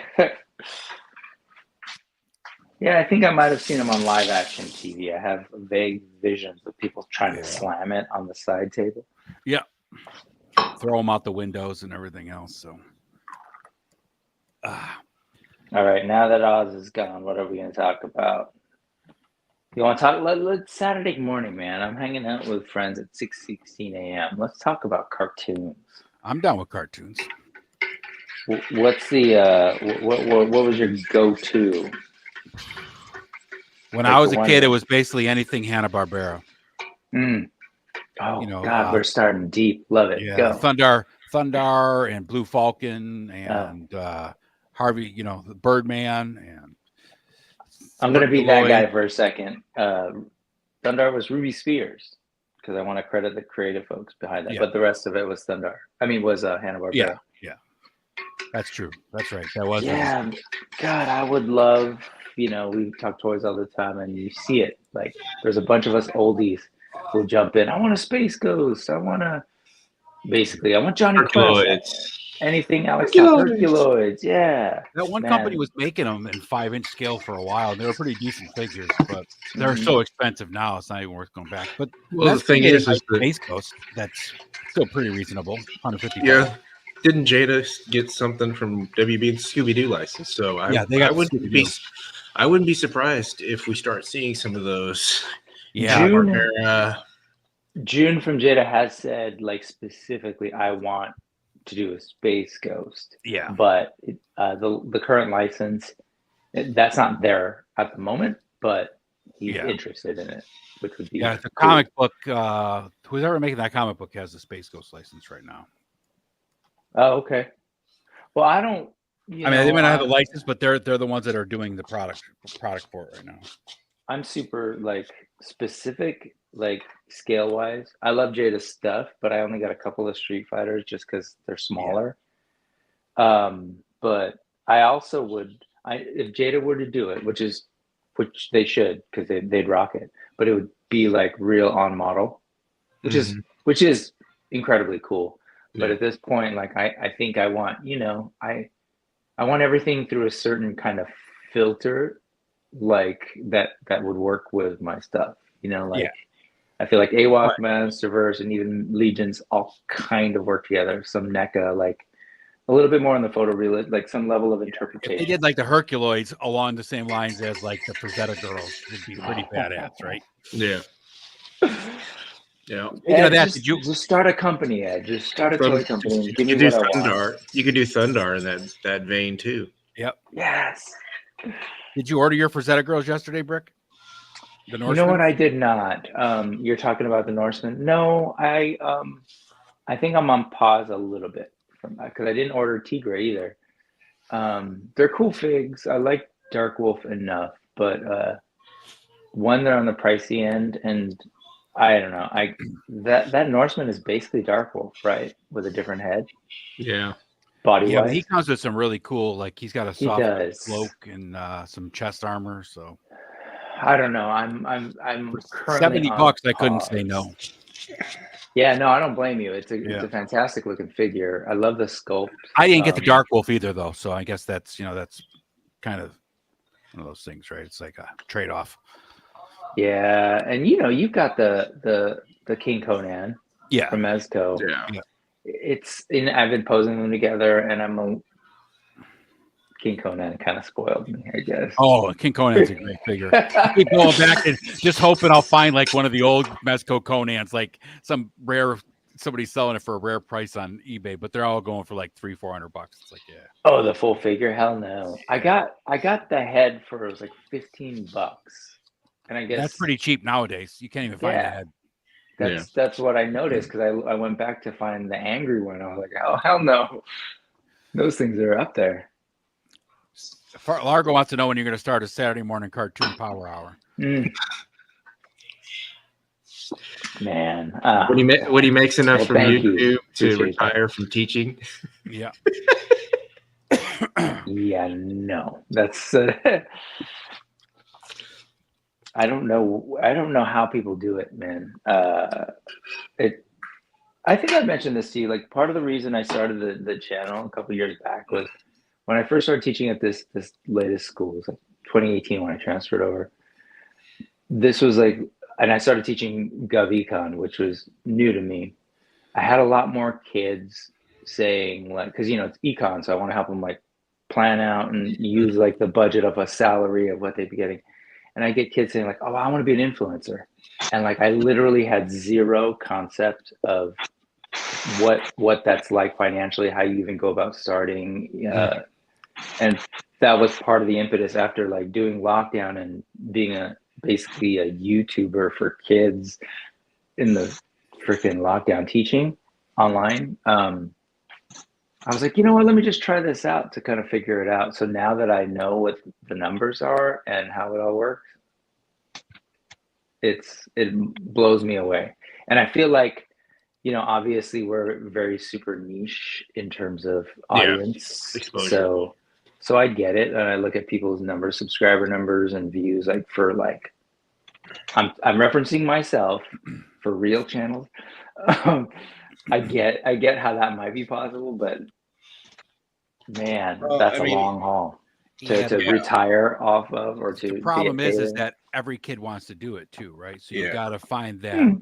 It's like not every kid, but I mean, the majority of kids are like, "Oh, I want to be an influencer." Most of the kids that want to do that are boring. Let's be honest. Right. Rick's smiling at that because he knows all three of my kids that are grown as adults now all said that when they were young teenagers, right? What are you going to do when you get out of high school? I'm going to be a YouTuber. I'm going to be famous on YouTube. I'm going to be an influencer, right? And it's like none of them are doing that now. So it's like, Well, honestly, most of the kids, I think, oh God, this might bite me in the butt, but most of them want to do this. Mm-hmm. Yeah, exactly. Or that kind of influencer, or like a, do the dance like that. A lot of them, that's what they're thinking. And I was like, oh man, I don't even know where to begin with that in terms of, I mean, I assume numbers might be much better than toys, of course, but I don't know. It depends on like what you're doing, right? Because like doing those, the ones that it caters to are the kids, right? Yeah. Like other kids watching that is what makes those numbers. Yeah. Because kids watch that kind of stuff. Like I'm scrolling through YouTube, I see those little things will pop up because it's trending or whatever. Mm-hmm. And like I'm scrolling right through it. I'm not paying attention to it. And then I'm going to stop and I'm like going to look at some, short animation video that somebody made because that's more what I'm into. And when like, some kid's unboxing of a DVD gets more views than yourself to say. Whoa. This is why I try not to pay attention to numbers because that might hurt. That's a real thing? Yeah. Unfortunately, thanks to my son and his messing with my YouTube algorithm now, I get a lot of these videos of people like unboxing DVDs and watching like the credits of DVDs. And I'm just like, how does this have that many watches? What? There's a bizarre phenomenon with that, isn't it? Good it's like and I'm looking at myself and I'm like, really? I thought I was entertaining and at least engaging, but man, Well, it made sense once you said watching the. But even then, it's like, what are you gonna do when you open it up and here's the disc? Yeah, that's pretty much. They put it in, and they might show you the menu, and it's just like I this mean, is what I'm watching sometimes, and I'm just like, dude, why are you doing that? If there's like a collector's edition box set, I might watch that unboxing. Yeah, sure. There were a lot Yeah, of if you great got ones a back in the day. special map or something in there, a Yeah, poster. yeah. I'm not gonna sit there and watch an unboxing for your standard DVD. Click. Here you go. All right. Yeah. I'm sure my son is financially supporting them. Yeah. All right, he clicked on that subscribe channel member button. Yeah. Haynes is losing like $5 a month towards DVD unboxing. Thankfully, no, he can't do that without my password. So, I like when I went through, because I used to let Connor watch YouTube videos through my phone. When I was setting up my channel, I was getting like my algorithm was set to like all those weird, like the clearly made to appeal to kids, like, toy videos where like it's got the poppy kind of upbeat music and it's just like the Ryan's toys and World stuff kind of like thing. yeah, stuff like that, or like Kev's Toy World. So I had to go through and like unsubscribe to all those and then like find more serious toy channels to subscribe to, the stuff that I'm interested in. It's amazing how fast your YouTube algorithm changes nowadays. Mhm. Luke and I were watching something and we got busy tinkering with a project we were working on, and the YouTube just kept playing whatever was next, right? And then there was like 3 or 4 like the news clips of like when Trump got the assassination attempt, and there was, it was Fox News and then CNN, so it was both sides, but it's like we were just letting them play because we were busy. The next day I go on my YouTube and it's like full of nothing but political stuff. I'm like, I just watched, this was just playing in the background for like 2 hours. And now all of a sudden, that's all I want. No, I don't think that's how it should work.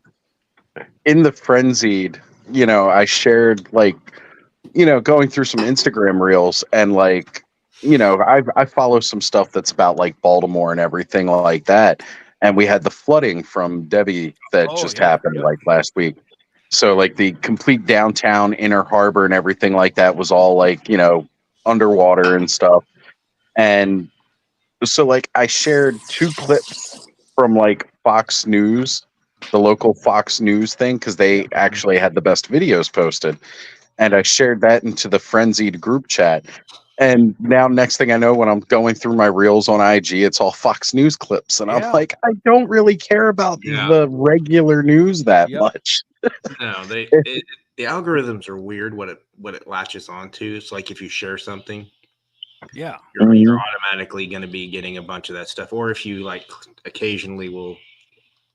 The weirdest, the inception kind is when you're talking about something in life, and then all of a sudden it shows up. Yeah, shows up in the algorithm on the private chat link.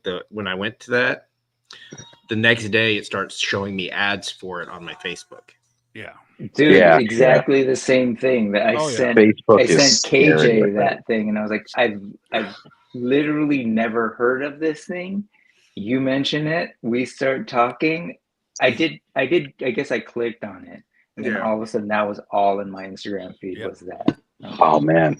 Okay. Cyberdyne, man. Yeah, Luke and I were talking about because I'm going to be getting a new phone in the next probably month or so.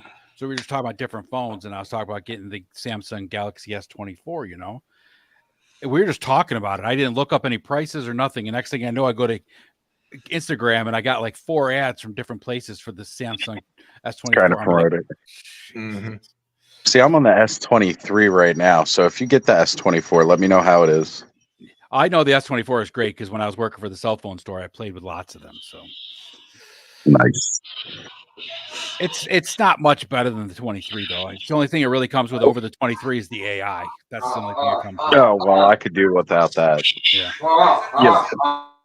The AI is nice because it's actually like built to be a personal assistant, so it can keep track of your schedule, and it reminds you of like your alarms coming up and all that stuff. But yeah, and some of those features are already on the S23. Yeah, like, you can get a download too for it. So for the 23, so it's really Well, every time, like, you used to hold the center button and it would pop up because it's Android, so it'd like pop up like Google or something like that. Now it straight pops up to the AI assistant. Yeah, I'll never get an iPhone. I hate iPhone. I've never been a fan of the Apple products. Just not a fan. However, I did seriously think about it when I was looking for the new computer, and I was, because Apple products are known to be better for like the video editing and like all of that, like it's just known to be better for it. What's up, What's going Jeff? on, Skunk Works? Hey guys, Welcome, brother. What's happening? I figured I'd stop in and say hey for a few minutes. Yeah, Since you sent me an appreciate you update. stopping What's by, up, Have dude? some coffee with us. That's right. Got Take a some coffee? sip. I already had my coffee about 2 hours ago. So now you're on to the beer 30 yet, or no, I getting tires put on the car and then heading to do some school shopping. So I got an exciting day. Did your son start yet, or? He started on Tuesday. Yeah, I was gonna say, I thought I saw the first day school pictures there. Went great. That's good. Good morning. Nice to meet you, sir. Hey, nice to meet you. So yeah, this is Jeff from Skunk Works. He's a big G.I. Joe Adventure Team guy. Oh, right on. So yep. And he's How old is the son? I'm curious. And he likes Motu. Is this like first day of school period, or like going in elementary for the first time or something? Or First day of kindergarten. He's been in preschool for 2 years. Brand new one. Kindergarten. Yep. Right on. Yep. The best years. The best years. Yeah, no kidding. But you have to understand. By any chance, is it a public school? You don't have to answer. Yeah, it's public school. No, it is. Yeah, it's okay. my hometown. Well, then allow me to say congratulations on saving the money. It should feel like you maybe got a raise. At least for us, it did. From paying for preschool and going into kindergarten, we were like, yes. Well, luckily for us, it's all included here with our property taxes. So, same with us here in New York. Preschool is part of the school program. Our benefits for living in the People's Republic of Illinois in some ways. So, wow, what a concept. This has been the first year since, Connor started going to school after his mother moved up to Pennsylvania. Oh, wow. And like all their stuff gets paid for with their taxes and all like that. Yep. So that's great, because here in Maryland, no, like the school supplies for the school are added to their school lists for us to pick up. So overhead projector markers and everything like that, they ask us to buy that for the classroom and stuff. Oh man. Yeah, it's crazy.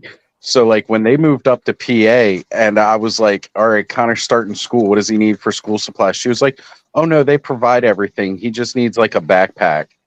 And I'm like, what?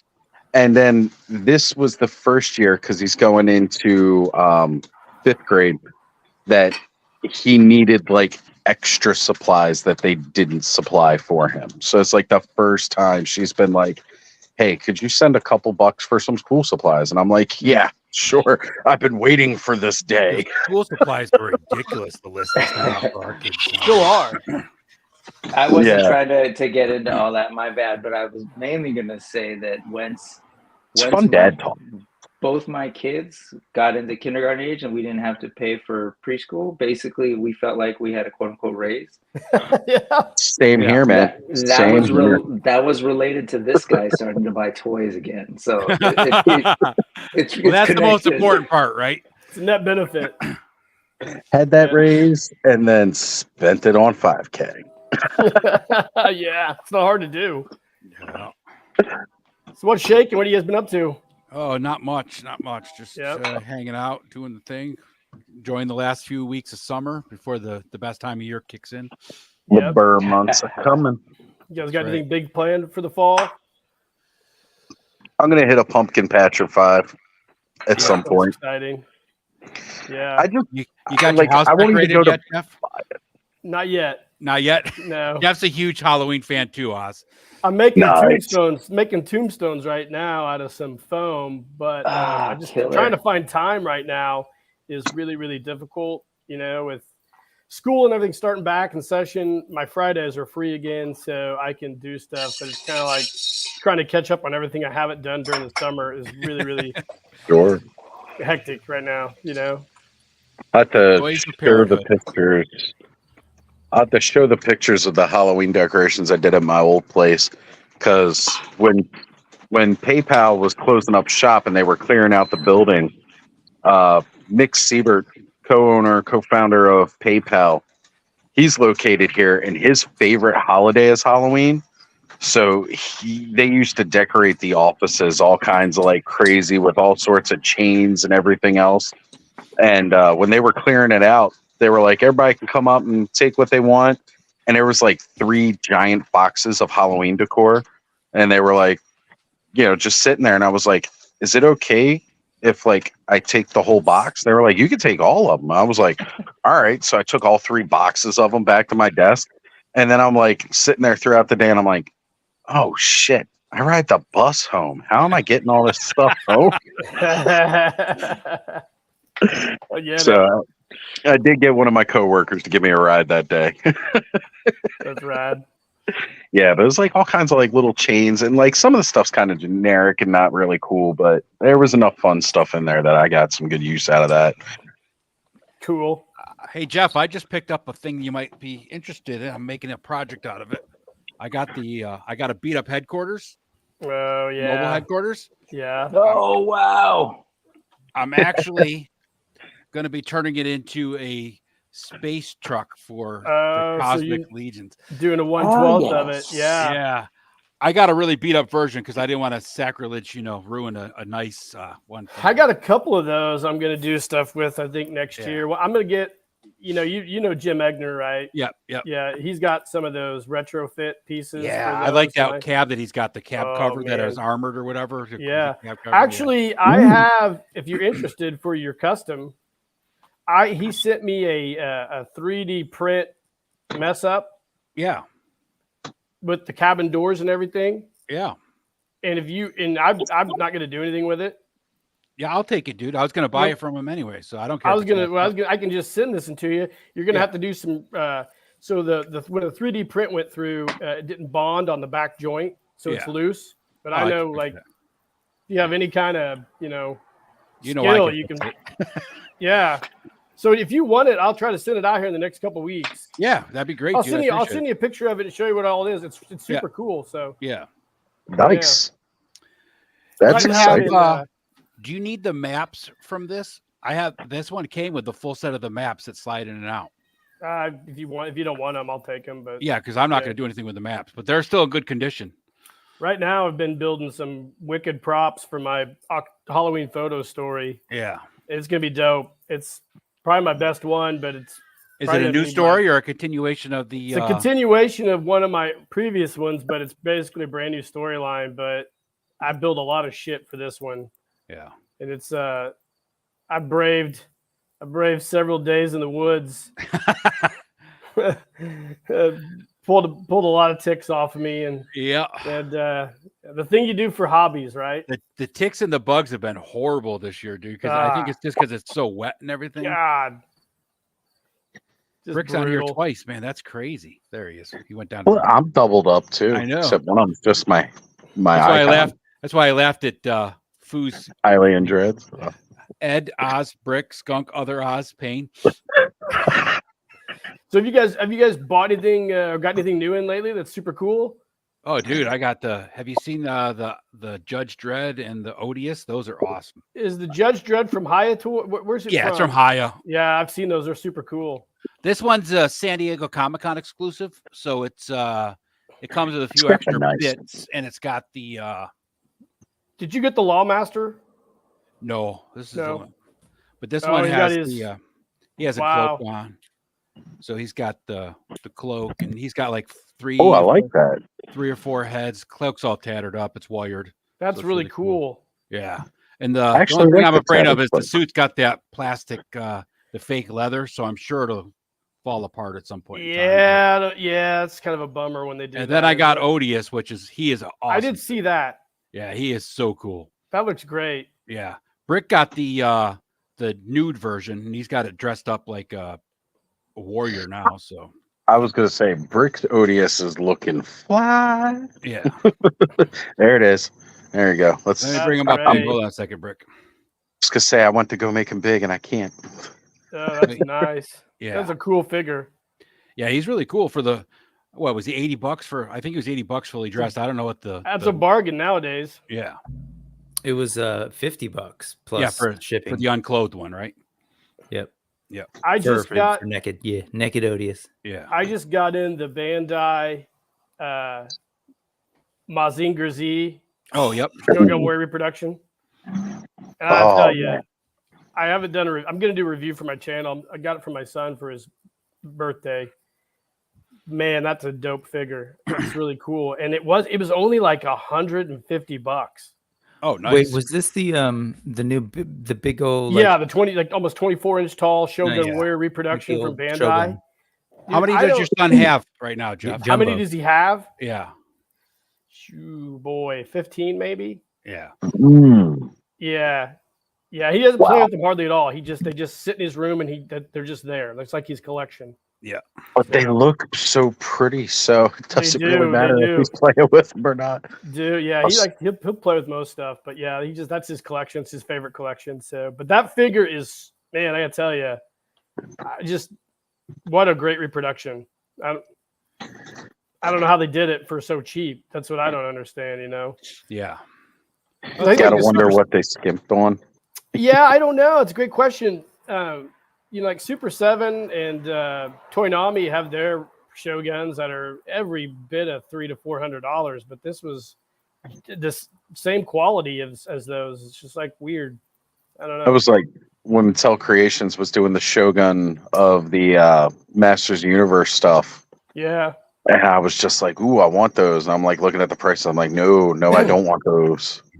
I don't want those prices, basically. Did you notice I've been sending these guys like me setting up the classroom? I've got the big old Skeletor in the classroom. I had to jump in on that thing because of that nostalgia, man. I wish we had our old Shoguns. They're long gone, but oh man, the Shogun's great. Great toy. Just for a simple toy, it's just fun to play with. It is. And they're refurbished a couple, haven't you, Jeff? Yeah. Actually, last year for his birthday, I redid a Tetsujin 28 Gigantor figure. I bought it dirt cheap from a seller in Japan, and then Shogun Plastics, Derek over there at Shogun Plastics made all the replacement parts for me, and I did a restoration video, and that thing turned out awesome. That's a very cool figure. Nice. I never even knew I liked those Shogun Warriors. What's that? May have to mute my mic here in a moment. We got a guy pulling up to do some lawn work, which I just find odd because it's raining out. Yeah, it's raining here too. It's been raining here for days. Those lawn guys are psychopaths. They'll mow in rain, sleet, or snow. But you don't cut your grass when it's wet. I know they don't. They don't care. Well, I was out at my buddy's house in Long Island there before we went to Joe Fest. And I couldn't believe, they have like 100 different trucks in these neighborhoods that are all different lawn care things. And they're starting like 6 a.m. out back mowing a lawn. Now people's lawns are as big as my living room. I'm like, oh, there it is. Yep. That's my son's Shoguns. Yeah. Yeah.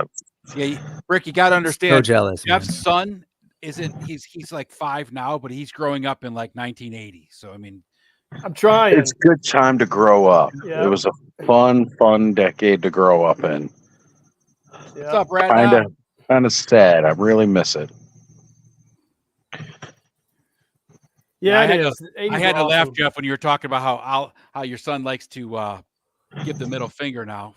Oh yeah, and he did on camera that I didn't catch until I freaking edited the video, and I'm like, "Are you kidding me right now?"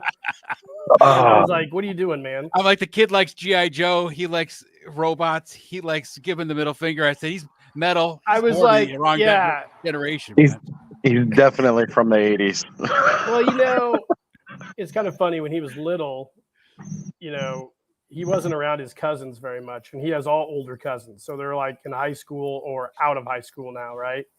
And these kids they think it's funny to teach them all this stuff. And then I'm like, where did you learn that? And he's like, he's a kid, so he's like, it's the new thing. So he's going to do it all the time. All the time. Hey, bro, you can't do that. My I just read the caption too, and I looked were in closer high at the school. picture because it's on my phone. It's so cool. It's them saying goodbye to him going to kindergarten. Yep, that was a rough morning too. My ex-wife's brothers taught my kids all sorts of bad things. I'd be like, "Where'd you learn that?" You know, my one daughter called the toilet the shitter forever because that's what her uncles told her the name of it was, right? Oh yeah, yeah. Dad, I got to go to the shitter. I'm like, it's the toilet, the bathroom, the restroom, whatever, right? It took me until she was about ready to go to kindergarten. The lavatory, the latrine, anything else is acceptable. You can't call it the shitter when you go to school. Well, Yeah, that's what it's called. That's what Uncle Brad says it is. I'm like, yeah, but that's Uncle Brad. Look, just because you say I can't call it that when I go to school doesn't mean I won't call it that when I go to school. Look, I'm not the one that really gets in trouble. They call you in. We had a conversation about context one day. I think the nuance of context. Last year, he had said a bad word, and my wife got on him in the car, and we were sitting at the stoplight. And I said, "Look," I said, "There's a place and a time to say those words." I said, "For example, this intersection. If a dump truck comes flying through and hits a giant bus and sends it flying 100 feet." You can say that because I'm pretty sure everybody's going to say that. So then now I told him that. Then he's like, he'll say it and it's like, Dad, is this the right context to say it? And I'm like, no, that's not actually. No, it's not. I'm just learning, Dad. I'm just trying to learn. All the subtlety, right? Way to test drive that word. I like that approval setting he's going through. Like, is this the right time? You know, the fact that he's checking in. That's good. It's a troll. It's a total troll move. I don't know where it's like saying it without having to say it. You know. Yeah. It's wild. God, kids are awesome. Are those all 1/18 scale Star Wars craft on the back of that wall brick? Something? Oh God, no, they're all Lego. Oh my God. Yeah, they're all Lego. I wish. Well, either way, make brick big. Let's make brick big. Let me play with him a little bit. There he is. Wow, man. Again, holy clipping. Smokes. Look at these guys. Whoa. Look at those. Oh, dude, you got the ghost. If I go any lower, you'll see the mess I'm in. But that's all right. It still looks better than mine. If your tour room's not messy, then it's not a tour room. Look I just got a bunch of bins to help with it. Holy smokes. So this guy is going to move over because I have the Fondor from Andor. Wow. Like a total fan-made thing. But yeah, man, I'm out of room, but it's fun. I just love the silhouettes, you know, like the shapes, like the design language. Dope. Yeah, I kept looking at all those going, holy smokes, that's a lot of Star Wars ships. Did you have a special bracket you use, Brick, or do you just make it work by I like Brick's hanging system. Yeah, I totally do. Check it out. So it's like Guitar Center, right? No, these are guitar. Oh, cool. Oh, okay. Yep. Guitar holder. Yep. And then the bigger guys need something like that. I don't know if you can tell on the Razor Crest, but it's like a whatever. It's like one of those for a rake or whatever. Bendy thing for a rake, or it's a little bit heavier than that, but that's doesn't really need smart. to be. I just needed them to be all black to kind of like the bike hangers and shit that you can get. Those are cool. That's dope. Yeah. So, Brick, I got a question because you are well into the Lego. So for Boba Fett's starship, I didn't call Legos. Oh, it's Lego. No. Sorry, I thought you were pointing at Briscoe's. I am in San Francisco, bro. So the Lego falling is the last thing I'm going to have to worry about. It is what it is. It's everything else holding it, right? Yeah. It's the wall. If the wall goes, the Lego's going for sure. Yeah, no kidding. Yeah. Except my fate. Sorry. Oz, you were saying. So for Boba Fett's starship, do they have Jango Fett's coloration of it? Is that a set yet? For Boba Fett's his starship, because when Jango has it, it's the blue and the yellow kind of colors. You're evading Slave One. Is that what's going on? Yeah. I was calling it a starship. That's what they're going to call it now. Was it fire bat? They're calling it a fire bat. Fire spray. Fire spray. Well, that's question. I'm pretty sure they do. They did a set. I never got it. I don't think. Let me see. They do. I'm sure They do. Okay. They're not as good. Like there's this Well, 'cause it's particular older. era. Oh no, I take that back. They did 7153. They did a better version, I will say. Yeah, because they've done several builds of this Right. of Slave One, and I've had like the first ones, and they were fine, but they were, you know, for the day they were like, ooh, but they're whack, They were great you know? back then, yeah. Yeah. The thing But about they Lego is they will always reinvent the set with the newer blocks that they've constructed and systems, and they just look better and they work better. Yep. Yeah, they're geniuses. I mean, that's the deal. It's like that latest wave of Mythics, right?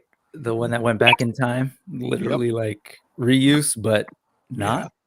Reinvented all these pieces. Mm-hmm. Added in a couple of new, well, not even new, because most of the new pieces were like Jacob Marley. I think the Goblins got the most new parts out of that wave, which still, that Goblin 2-pack is amazing. I like that they're doing the smaller characters now in 2-packs. You know, we had the Dwarves 2-pack from the Rising Sun wave. We got the Ashes of Agbender. You got the 2 Goblin packs. Now I hope they go back and do 2 more like Swale Goblins, like, you know, the Fuzz Monk and the Mephitor. Give us a 2-pack of them with some extra stuff, because I want more of those guys too. I love them. Do you think they're going to do another figure obscure for Halloween this year? Yep, I guarantee it. What it's going to be or anything? They never know. So shortly before it happens. Yeah, they're pretty tight-lipped about all that stuff. Yeah, which is great, right? Did you get it is. They keep it mum, and it's easy when they're that small. You know, a couple people you need to keep. Not that many people. Did you end up getting the Frazetta Girls Norseman, Jeff? No, that's what I was going to bring up. Like, wow, we've got a super influx of sword and sorcery figures now from so many different producers. It's wild. I ain't mad about it. I didn't end up getting any of them. I've kind of held off because there's so many out there. I've got both Mezco Conan figures, you know, but some of those other ones are really cool. The Savage Crucible, is it the Robert E. Howard or Franzetta figure is really, really cool. Yep. And now that I think the Franzetta girls are going to do a Conan figure. Yep. I might grab that one. But you man, what a great two Mezco Conans, right? You didn't get the King. I got the first 2. I didn't get King Conan, which I kind of wish I did, but I'm kind of running out of space for everything, you know. Got to start picking and choosing. Yeah, then the prices on have your gone work up. desk. Yeah, what's that? I said you could fit more stuff on your work desk. I probably can. Then it can't work. Yeah. Did I not give you ideas? Just get some guitar hangers and start putting them on the wall. Yeah. It's easy with a Lego vehicle. Yeah, it's just there's so much stuff out there, and you know the prices fluctuate, and it's like I would like to hope that with everybody most of making all Jeff's that vehicles stuff, are like this big, so they're hard. Oh to hang yeah, I got some of those. Oh god, those things are rad. I think it was Punk with Toys was talking about. I saw his video where he like thought the vehicles would be too big, and then now he does it, and I was like, I was laughing because when we were on with him that one night, he was like, "How big are those Adventure Team vehicles?" I'm like, "They're fucking massive. They're fucking massive, but they're great. I mean." Really I'm proud of Lawrence. I'm proud of Lawrence for making that video because the entire time he'd ever say, you guys really want, no one's gonna buy 112 vehicles the entire time from the beginning. Yep. I could have done an I told you so video, but I didn't. We should have. We should all do that next time we get together and make an I told you so Punk video. Yeah. Well, do you know anybody who pre-ordered the Rattler? Oh, Punk and all of the guys in his group. What was how much was that for crowdfund? $325 plus shipping. Yeah, that's not bad, really, for what you're getting. I mean, no, you get patches, man. Sorry. I saw that. Right there's the patches. You know, I spent $325 on the patches alone. I crowdfunded that Razor Crest for Star Wars, and I was like, I think that was like something. Yeah, the Razor Crest thing is huge too. I had never taken it out of the box because I don't know where to put it. For 1/18 scale, that thing is massive. So, like, I can only imagine them trying to do a ship that size to scale for Black Series 112th. Like, oh my God. I want to just look what they did with the Black Series TIE Fighter. That's a big one. 118th, you know, and that thing is just huge. Well, that's what Lawrence based most of his 112th vehicle not being wanted concept was the 112th that Black Series. Man, we got one of those things in when I was working at GameStop still, and they just started bringing that out. They were doing the Black Series. We were carrying the figures. That box came in. I was like, this thing is massive. I had to actually move out old Rock Band kits that we still had floating in the back of my store to put that thing up on the shelves. And then it sat there just like those Rock Band kits did. Never sold the whole time I was there. And finally another store, like we used to ship products to other stores that requested it. Well, corporate would say you need to ship this product to this store because it's selling here. And then we would go through with our lists and we would box it all up and ship it. I had to ship that by itself and then ship another box of the rest of the games for that store. Oh man. Yeah, because it was huge. I also had to wait until I had a box big enough to ship it in because it came in its own box. But we got rid of that when we took the product out and put the sticker on it. So I didn't just have this ginormous box sitting around. So I had to get another box that it could fit in, pack stuff around it to ship it to that store. And it's like, power to them if they sold the first one. It's probably like the one guy in the world that bought the Black Series TIE Fighter. Probably the same guy buying the second one. You'll see it at a Comic-Con here in about 20 years, probably. I see a lot of those at toy shows. Like, and I get where Lawrence was skeptical about it. But the thing is, I think it's a specific market, like a specific demographic and collector. G.I. Joe and should be Star Wars, but Star Wars obviously is in a weird place since like there's all sorts of like division and splits and you know, it probably wasn't the best to try and sell people on a thing before it was out. You know, all of that initial Force Awakens stuff. Yeah, that was a huge risk. I think they were the Star Wars fandom has always been a lot more 1/18th scale oriented than well G.I. that's where I was Joe going to go though, right? Ed. That's what I was going to say is that so has Joe's for the longest time, right? But I think there's a particular thing with G.I. Joe where they kind of, you know, there's been this pause and a big question mark as to like, when are we going to get new stuff? And now that they're getting in the classified, I think it's totally just like the next step for people to be like, well, I want some of those vehicles again. But you also have to take into consideration Joe started out 12-inch, went down to 8, exactly. and went down to 3 3/4, back up to 12, 100, down to 3 3/4. So Joe's been all over the place. Star Wars, they had 12-inch figures, but it was just an addition to their, you know, their main line has always been 118. Yeah, that's a good point. I will say that. So I think Lawrence was right in that. I just don't think people have realized yet. Have a go on, Largo. See you after the Rattlers and the Dragonflies come in. I think it's going to be a little bit harder for that next vehicle just because of space. Yep. Yeah. So I just think it takes people a while to realize. Dragonfly's 3 feet long. The Rattler's 3 foot by 3 foot, basically. I mean, right? Because tanks, And there's a certain level to like, well, how big could they go, right? Mm-hmm. Because there are certain vehicles and certain play sets that are just significantly larger. Mm-hmm.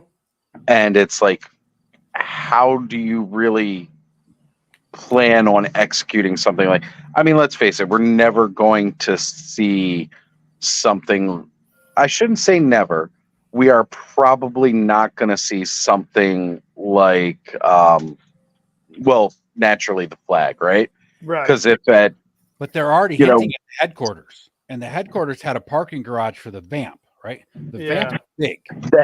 and the headquarters, I could see them doing because they could almost do it as a modular Yeah, thing. you could Yeah. do True, pieces right, at a they could. time and then connect them all So, together. right, like that, I could see them doing kind of like how they're already doing.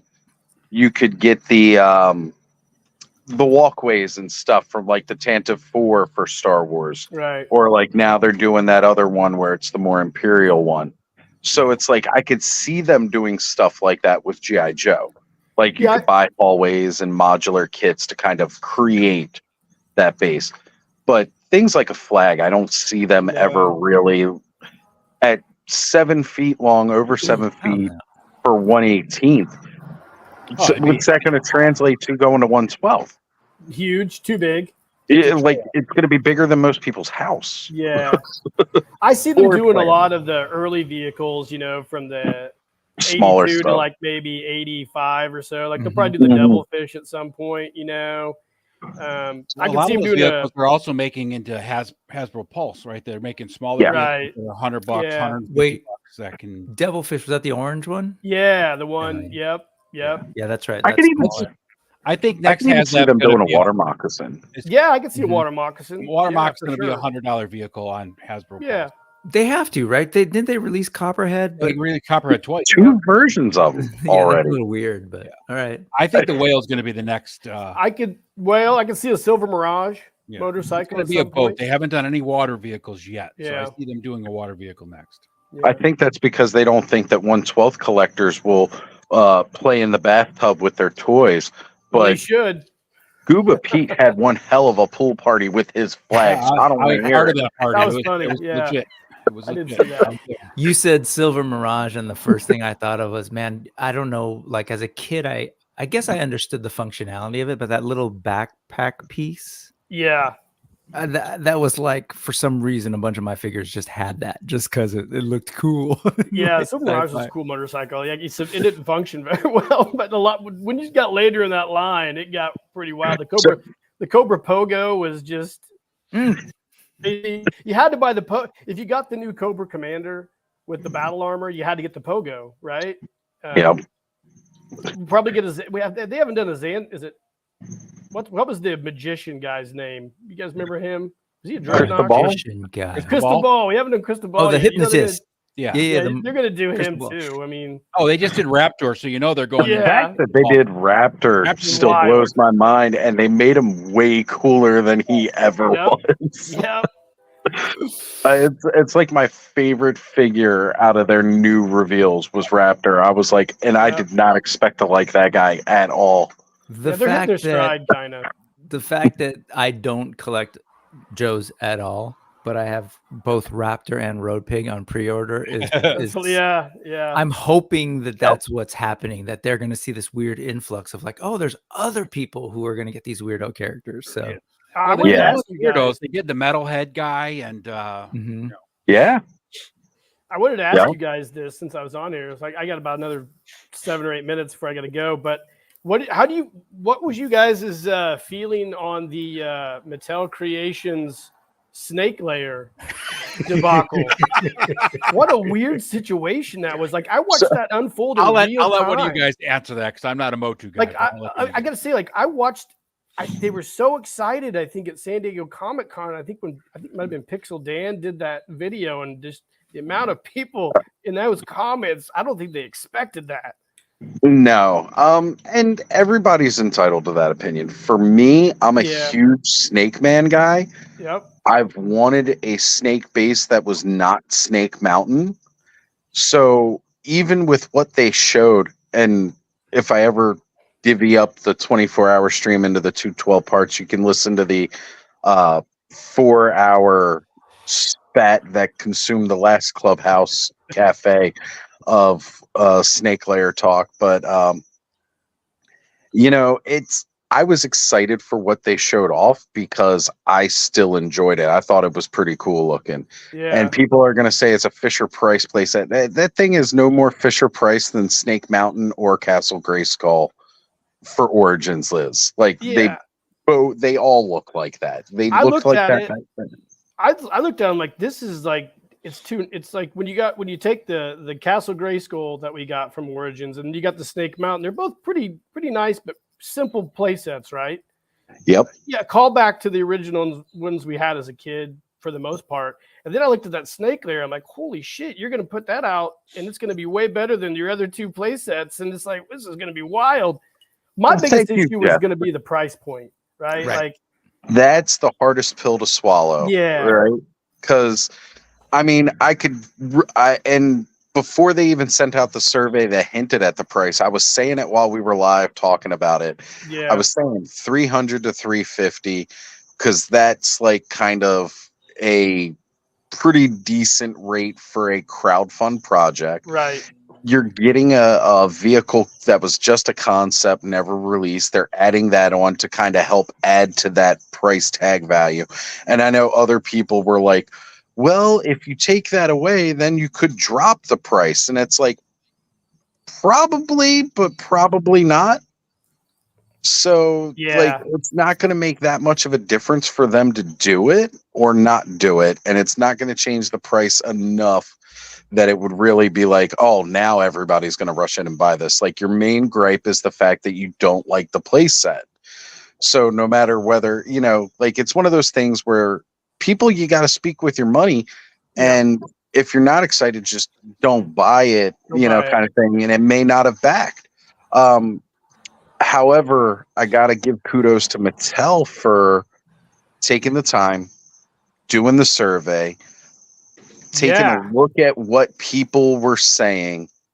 And now they're like, okay, we cannot release this. It would be a wasted effort to back. And let's take it back to the, drawing board. And hopefully when they re-release it, what I'm really hoping is that then everybody will be just as excited as I was seeing what they already presented. Yeah. But I'm telling you, if this costs me Lady Slayer's or Lady Slither's Red Room of fun, I'm gonna pitch a fit because I want my BDSM dungeon playset. For your Lady Slither. Oz already had a whole plan how he was going to work that playset. Oh man! Man! Feed the snake and dump it into the hole. That's right. But I'm with you, Skunkworks. When I saw it, I actually had no problems visually with the design. I hear, people are saying like, "Oh, it's ugly" and all this. I'm like, if I heard you correctly, I was kind of like, "Wow, this is actually more detailed and more visually better than that Snake Mountain." I didn't understand that. Castle Grayskull is 100% like classic. I totally get it. I've never been a big I meant Snake Mountain. I've never been a big Snake Mountain fan. I never understood it because I love Castle Grayskull too much, and I'm like, what am I actually looking at here with this Snake Mountain playset? But I mean, at the end of the day, I hear what Oz is saying in terms of like kudos to them. Like I do think they made the mistake to begin with by not doing that a little bit more of that legwork early on. Because clearly there was a huge mismatch with a huge chunk of a chunk of loud fans. But at the same time, like I understand it's kind of what we were saying earlier with the vehicles, right? I think we're at this point with Motu collectors when they've already gotten a Castle Grayskull, they've already gotten a Snake Mountain, and some of them already got an Eternia. Yeah. Where their concept of what they could actually fit in might be smaller and different than what Mattel's ready to try and make money on. So yeah, I wouldn't mind seeing if they do this if they revitalize the snake layer and then some of the concepts that they had for this one, if they could split those out maybe and do like, and I hate exclusives, I do hate exclusives because they're hard to find, but you could do a Comic-Con exclusive of one of the vehicles, or you could have an accessory pack like they did for Castle Grayskull or something like that, but that thing was just so detailed. It had so much stuff. And I just kept looking at it going, and there's more, and there's more. Yeah. I'm like, this is going to be like $400. Yeah. That was the biggest problem that everybody was having, is that what they showed that they voted for was basically really simple. And they came out with a sophisticated design, which was awesome, but everybody knew it was going to be pricey. It was like, I was just like, man, I don't know. I got to make some. I got to you want something you can make out of foam and some toys, right? I think there's a little bit of if I don't know. I might be. This is totally hypothetical, but if I were Mattel, I've got to feel like there's a little bit of, especially if I'm like a fan designer, there's a little bit of like last shot mentality of like, when are we ever gonna do a snake lair again? Right? Are we gonna have this again? This new resurgence where people have already gotten a snake lair, but then sometime in the future we get to redesign it and resell it. They're like, in their minds, it's probably like, this is the last shot we're ever going to make this thing. Yeah. So I think there's a little bit of kitchen sink, like, let's throw it all in. Let's make the ultimate thing. Yeah. And I don't think a lot of collectors are thinking that way, because it's true. Like, this is our first time to ever be able to do a snake lair. And this is our last time. So let's go. Let's put this in. How about, Iron Maiden? How about a vehicle? How about...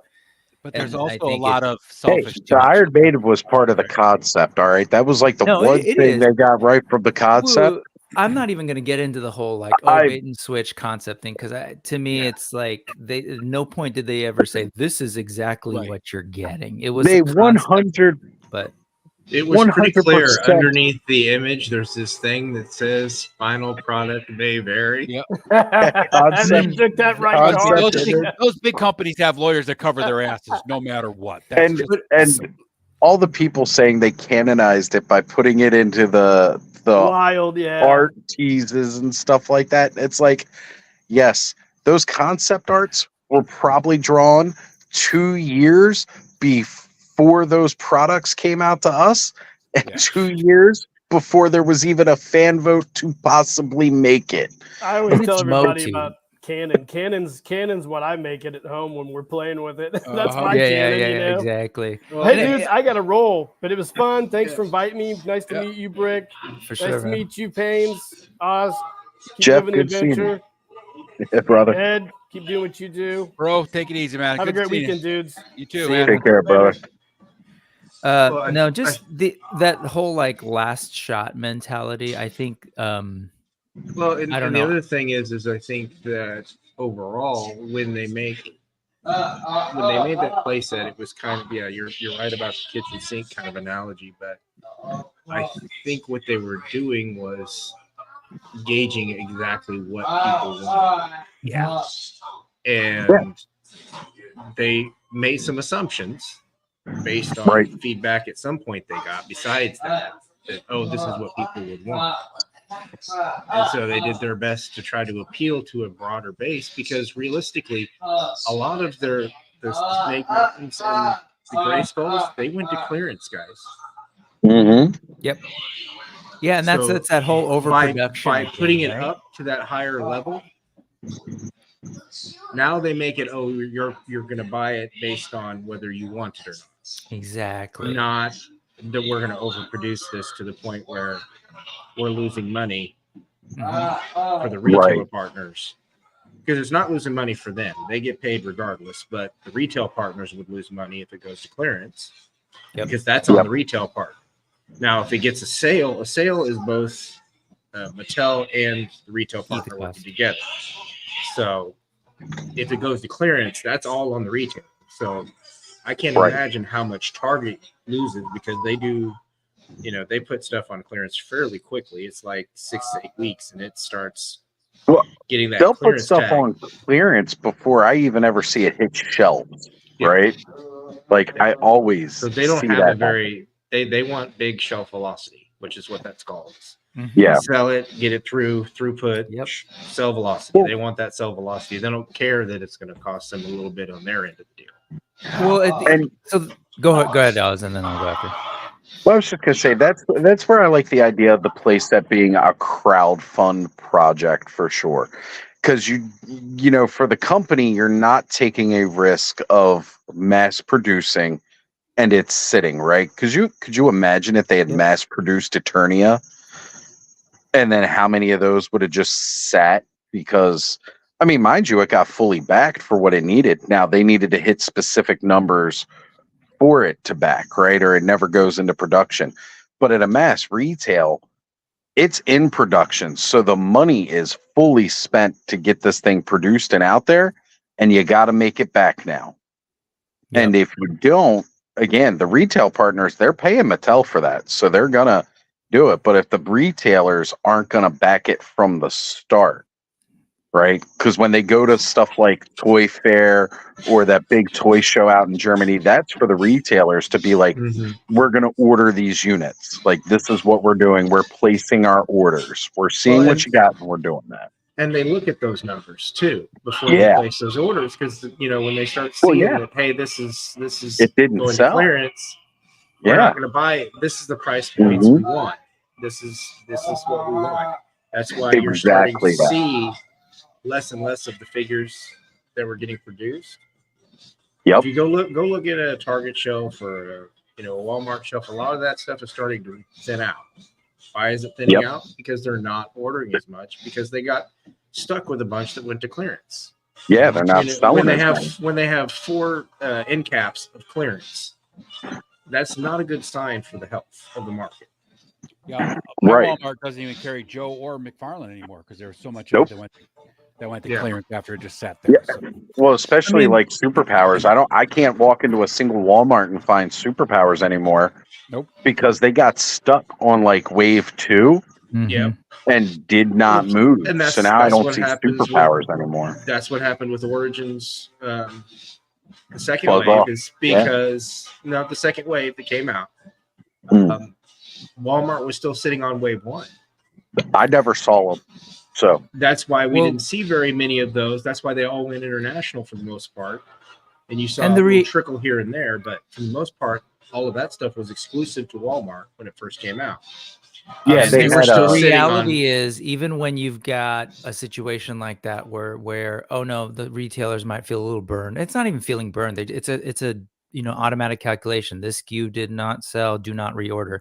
But at the end of the day, give it a little time. They can go back. People are saying, well, no, they came back. Well, of course they can, because you're talking about trying to move another $20 or $30 figure. Like they can give it another shot, because they do a lot of times. They do. The numbers, the likelihood of shoppers coming in and going like, I'm going to grab a $30 thing is very different conversation than I'm going to grab an $80 thing that's about this big. The velocity, it's just never going to be the same as an action figure, and we know that. Like as much as people want to argue that no, we should be seeing this stuff at retail, like I don't know, I really do feel that ship has sailed.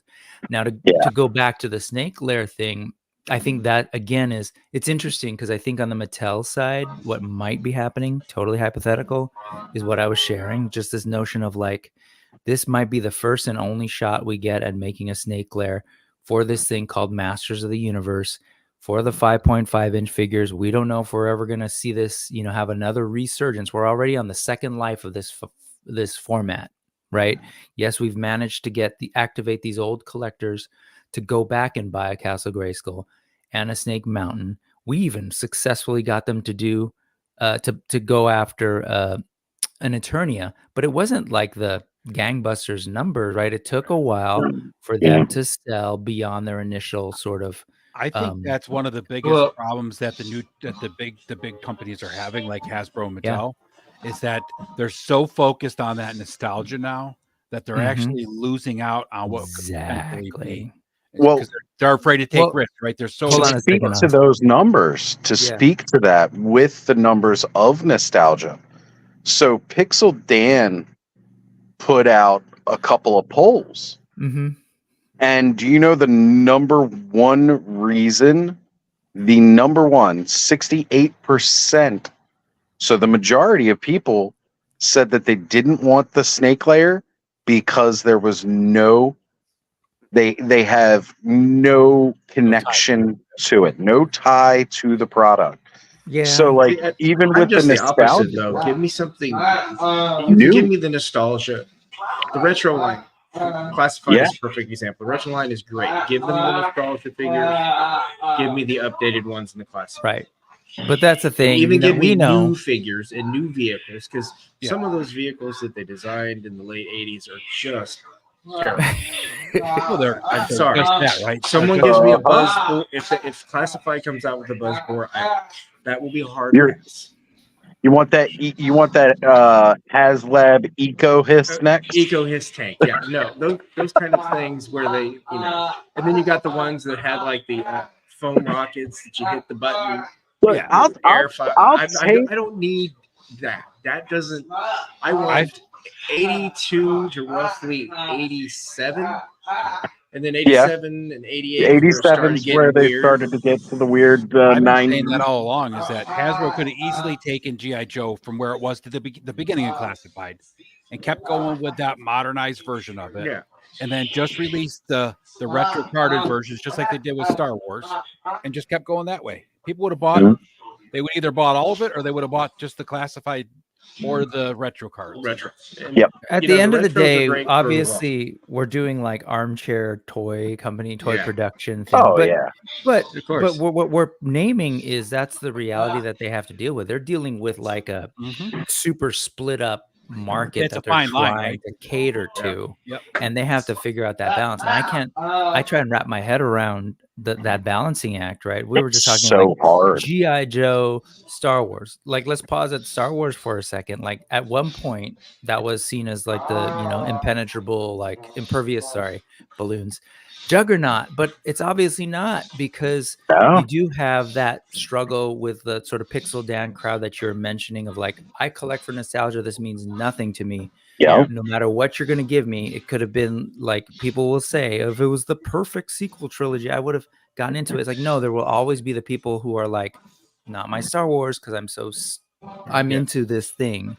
Right. And so that's really hard for them to balance with the need to bring in new people. That's just like me, right? I am a hardcore original the licensing that they have to do, because they have to promote whatever's coming out. So then you get stuck with that notion of what's now.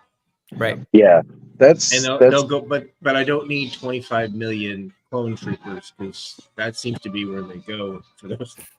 I mean, it does. They go overboard on the, and I think that turns off a lot of those collectors. That's why a lot of people they go overboard because if you think about it this way, it's cheap and it's easier. 100%. But also, with those, for sure. When we were in the 80s and late 70s, 80s, it was the first time they were creating toys for this new thing called Star Wars. And it was just sort of like, well, we're going to give them all the stuff that's current because that's what they want. So you're right that for clones, 100%. Well, I think that's also comes from the Power of the Force thing, because when Power of the Force was huge, right? We all experienced during the 90s, because that's what a lot of us went to in the 90s was Power of the Force. We were we all got two, because we had to keep playing hard. We were all betting that they were going to be every alien possible. Give me every character that was ever on screen at all, right? Yeah. And Hasbro, I think, still has some of that mentality of, we got to give them everything, right? This clone was blue, but the commander of that, it's not even just that. Had, 4 different versions of the same character from the same show, and you're just like, why?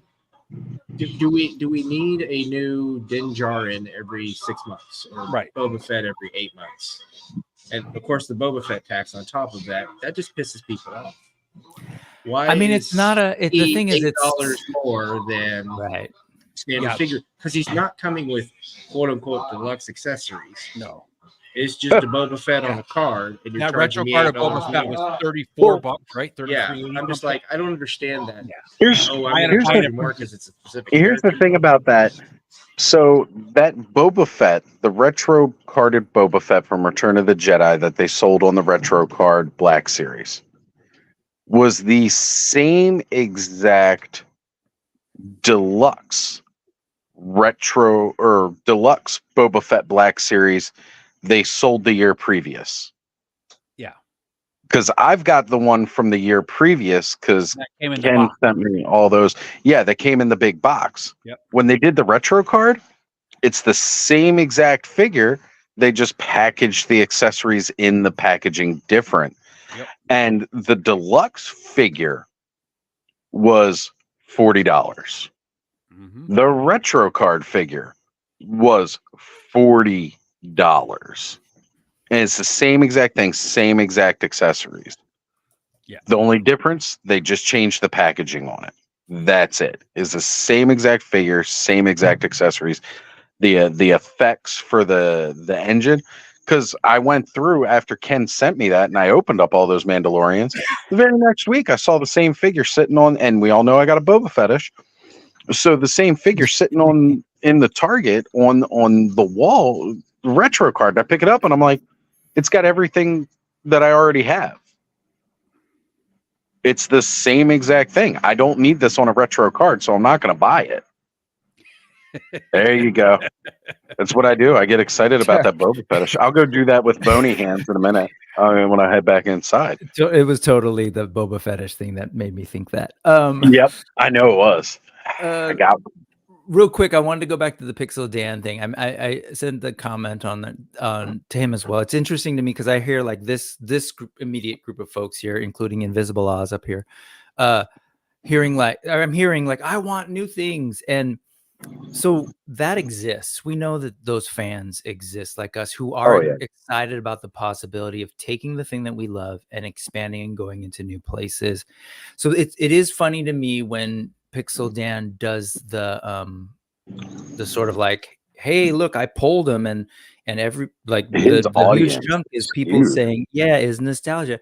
Well, it's like you literally are Pixel Dan, whose entire sort of brand, and this is not a diss, it's just understanding the reality of who's watching Pixel Dan. You were able to sell a book that literally went through all the old toys that people remember. Like, it's nostalgia. Like that is your audience. They are very nostalgic. Yeah, different. Like, thank you for bringing that up. I just wonder if where the other voices are. And I think if we assume that, well, no, everyone on Pixel Dan's channel who responded to that thing said it, so therefore that's all people want. And I'll grant that, like, of course people want more nostalgic things because it's starting from that place. Who maybe doesn't want it to be purely that is like Mattel and the owners of the IP, because they want it to last well beyond us. And so that's that funny place that we're in. Allison Troy has joked about it before. She's like, people just need to get over it and realize they're going to die, and there are going to be new people who need to buy Star Wars and G.I. Joe. And there's some truth to that, and I understand the need to balance it. And unfortunately, what I do see from more of the nostalgic folks is kind of forgetting that, like, well, if we want to keep getting more stuff, we are going to have to sort of concede and welcome some new things to give it the potential longevity, because they're the ones who are so quick to kind kind of like it's that entitlement / I own that. I own it because it belongs to my childhood. We had that nostalgia. I think part of the problem is blinders. Hold on, Ed. Sorry, let me just finish. Because I will say that, like, I love the Space Ghost. I love all those things. But I have that same feeling too. Like, I want that thing that I had. But at the same time, I guess I never had, as a kid, someone saying, some older kid saying, you can't be into, say, G.I. Joe, because that existed before me. Luckily, they weren't enough of a voice, because we wouldn't have had a real American hero, right? And so I don't know. That's the weirdness of. Speaking of Joe, though, how many of us had older uncles and stuff that had 12-inch Joes that were like, oh, those small Joes aren't real G.I. Joe. My uncles did, that grew up in the 60s and 70s, right? But and it was small. That voice wasn't loud enough, and there was no other. They didn't have the internet. Right. They didn't have the internet to amplify them, to make them feel like they're the only ones, to be able to say, see, it was a survey on Pixel Dan, so clearly that's us. It's like, as far as the nostalgia goes, right? Part of the thing I think they do a disservice to themselves, Mattel, Hasbro, the big dogs, is that when they create something new, they don't do anything with it.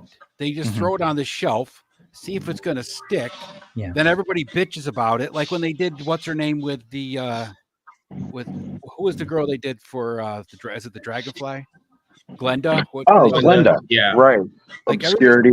Glenda, right? Well, she was a nostalgic figure, just not from your realm of nostalgia. And everybody just bitches. But had they come out and said some kind of backstory when they announced her, right? Hey, we brought this female character in from Brazil or wherever she was from, or here's a new storyline she's going in with a comic book direction or something. But they just throw it and hope it sticks, so there's no nostalgia there at all. Yeah. Right. Well, it depends on how deep into the someone like is. When they someone like released, me or Ken. Right, you guys That's would do cool. it, right? It's kind of like Quirrell with that Walmart 2-pack with the new When they Falcon, started right? the GI Joe classifieds with the Nerf guns and all that stuff that people didn't like, right? People were buying it because, oh well, it's GI Joe, but this isn't my Duke.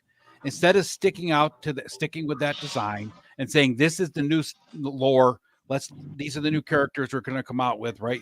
Build that up around those characters you've already designed, and not giving in to the mass of people going, well, I want my Duke to look like the original Duke. I want my Snake Eyes to be the original Snake Eyes. Oh. They could have stuck with that. They wasn't like they weren't selling though either. That's the thing. But they could have built something around that instead of giving in to the nostalgia. They could have built something around that, and they didn't. They chose to give in. I think Mattel tried to go that route though with Masterverse, and they succeeded to a point. Not really. Well, not until it hit New Eternia. I don't think that it was really till they took something and totally modified it.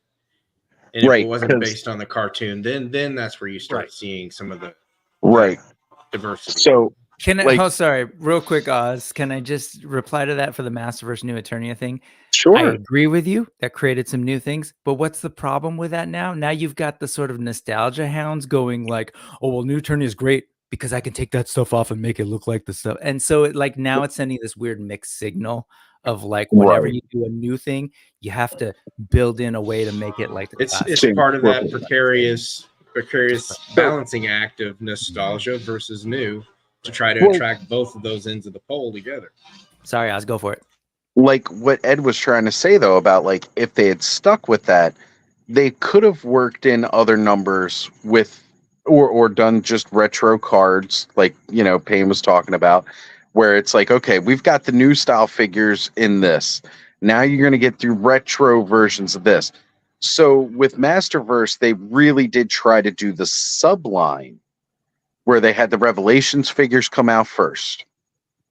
Then they introduced the New Eternia subline of Masterverse. I think that's a right route to go. And then you start, as a company, you look at that and it's like, well, what's selling in Masterverse? Well, the Revelations didn't really sell. A lot of fans didn't care for it. The fans that did, they did buy it and they got it. But we're not going to continue to delve more into that, you know, kind of thing. We're going to stick with the New Eternia. We're going to go with that.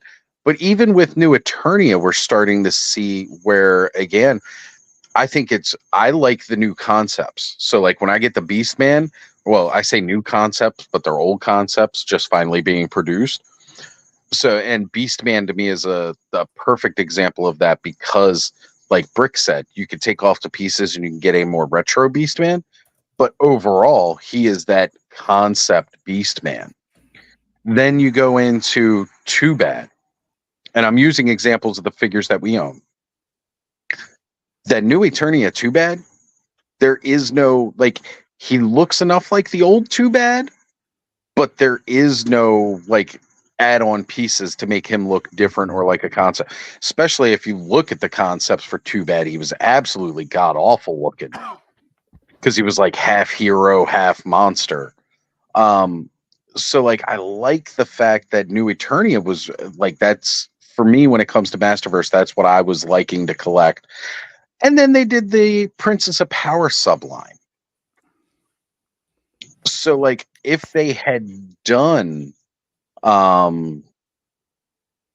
if they'd done classified like that, Hasbro could have looked at the numbers. They could have had the new stuff for the fans that are kind of digging the new stuff. But I feel like for Mattel, they learned from what G.I. Joe had done. You know, because Classified hit before Masterverse was out. Clearly, they already had to have an idea and a battle plan set up, knowing that they were coming on this anniversary, getting all those properties in line to be like, this is how we're going to roll this out over the next several years. Because again, they know this stuff well in advance. They make plans years out. It's not like they can immediately turn around and stop what they're doing and change direction. They can't pivot that quick because they have plans.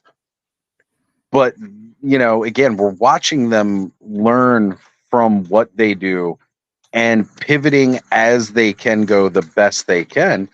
because we did see that with G.I. Joe where they were like, okay, they're not liking these new sci-fi style weaponries, you know, that we're adding with our Joes. We're going to pivot and go to a more real world look as opposed to this less kind of advanced technology look where, you know, and Mattel's doing the same thing. They're making pivots where they can. Mm-hmm. The overall big thing is we just got to be happy to be in a space where there is so much product out there that we can look at. Right. That's well, part and, of it. and the And- other thing Right. for the other thing that's always tenuous when you have a military line on a mass market, they've always tried to toe that line because, you know, Joe in the 60s, they had to pretty much reinvent the adventure team because there was not a good sentiment toward the military at that There's time. still not a great sentiment, but And it's that's- got better. Or it's And war toys. by doing those Nerf weapons and those other things, that puts it separate in a fantasy universe. Yeah. If you make it more realistic, then that can create some dynamics that they don't want for a toy line. Right. Because then parents are going to be, no, I'm not buying you that war toy. They did that with the cartoons versus the comic book in the 80s, right? Joe cartoon had laser guns that never killed anybody, but the comic book was nothing like that. Comic book was There's moderately also a serious. reason Right. we got, you know, bats instead of soldiers. Yeah. Absolutely. 100%. Right? You know, because like can't have them shooting actual people, even with laser guns on a cartoon. We they got to be That's robots. why everybody had a parachute and everybody jumped out of the vehicle just before it exploded. A Cobra Rattler would get shot right in the cockpit and the pilot would still parachute out. It's like, okay. Yep. But even Lucas did it with Star Wars, right? When he came out with the Phantom Menace, it was battle droids. It wasn't human troopers that were out there getting shot. Not until later on when the Clone Wars came in, and then all of a sudden it was like, oh, okay, well, it's okay. At that point, he's making it about a disposable clone, right? Exactly. Yeah, I was gonna say he worked that in because they weren't real people. Yep. But honestly, kudos to Dave Filoni for humanizing them and making it hard. Yep. Making it so much more like an actual soldier's life, showing that there was individuality in there, even though they were all clones. It's good. He did it good, though. He did it right. Yeah. I think, like Aaron said, the biggest problem, though, is that there's so many people that are very selfish, very entitled, that won't be happy unless they're given exactly what they want, right? I mean, the IP belongs to me because I grew up on it. Right. I don't collect an IP. I collect when I see something that looks cool, that's what goes into my collection. And it goes into my canon. It doesn't matter what the canon is for the story. That's right. Here's my thing. We live in a world today where you have access to the tools you need to make it your damn self. Yep. And if anybody wants to tell me, no, I can't do that, guess what? Yeah, you can. Like, you can. If you want it bad enough, you will. You can. I don't say a lot of kudos to Bobby Valla, but he wanted his toy line. He made it happen. Mind you, he had a lot of connections being in the business, but how many connections have we all made within the business just doing YouTube like this? I know a lot of people in the business of making toys now. If you just from doing this show, if you had a little bit of money to invest, you could definitely make it happen nowadays. Yeah, the designers and the people that are out there that we all have come in contact with, it'd be right. I won't say it'd be simple, but it'd be an easier. It's not going to be simple. Right, it's a lot easier than it was 20 years ago. So it definitely is. We're in a space now where if you want that, go make it happen for yourself. You don't got to yuck somebody else's yell. I'm with you 100%, and that's where I've been at. And obviously, like, my collecting is the most nostalgic thing that I do regularly is Masterverse. And everything else is like a walk. Like, sure, you could say Conan is very nostalgic, but it's so small that, like, it's just a welcome breath of fresh air. Even though we're about to enter a world where there's like so many. But how many times are you using Conan in a Conan story, right? You're using the Conan figure with your AWOCs or with your ogres or Exactly. with your skeletons. Yeah, I'm yeah. building It's that your own world. story, I'm building right? He's a character, but Yeah. he's your own story. And that's the thing where we're gonna, like, if there are more and more of those sort of collectors that you're describing that are like myself, who are willing to kind of like, oh, I'm gonna pick from this because that works for me, and this, it might be sustainable. I do know for very good reasons there are collectors who are like, I can't buy everything. I'm only gonna stick to this line and that line. Yep. Totally get that. So That's I just where I'm at. wondered, I wonder where though, what happens now when there are so many awesome toy companies and options, where we're going to get to this place where there's just so much that each of them has a tiny market share, and then it becomes a question. I Yeah, think you're seeing it already. I'm we're seeing seeing a it lot already. of Like it. Right? Brutal Realm. Let's go to Yep. something concrete. Brutal Realm. I love, man. I wish and Brutal do anything. You know, I'm going to do what I can to like let people know about it. But repeatedly, I hear from folks like, "Oh man, I've got too many other things right now. I think they're dope figures. I want to see them, but I can't." Yep. And it just bums me out when really good stuff like that, in my opinion, isn't getting backed and supported as quickly to guarantee that it's at least going to exist and they can build from there. Yeah. So Well, I don't know. Part of that also lies in the kind of work you're going to do, right? Yep. So when I first started this adventure, and I'm not talking about just YouTube, but my modern era of collecting, it was through Origins. Through Origins, I started looking at adjacent to that, and I found AWOC before it launched, and I was looking at it tonight, Briscoe. Yeah. We're not gonna be here all day, folks. No. We'll be back at 9:45 tonight. Yep. But again, just it's like I was really happy, Brick, when I saw you were into it, because I was like, oh, here's somebody else who knows this that I can talk to about it.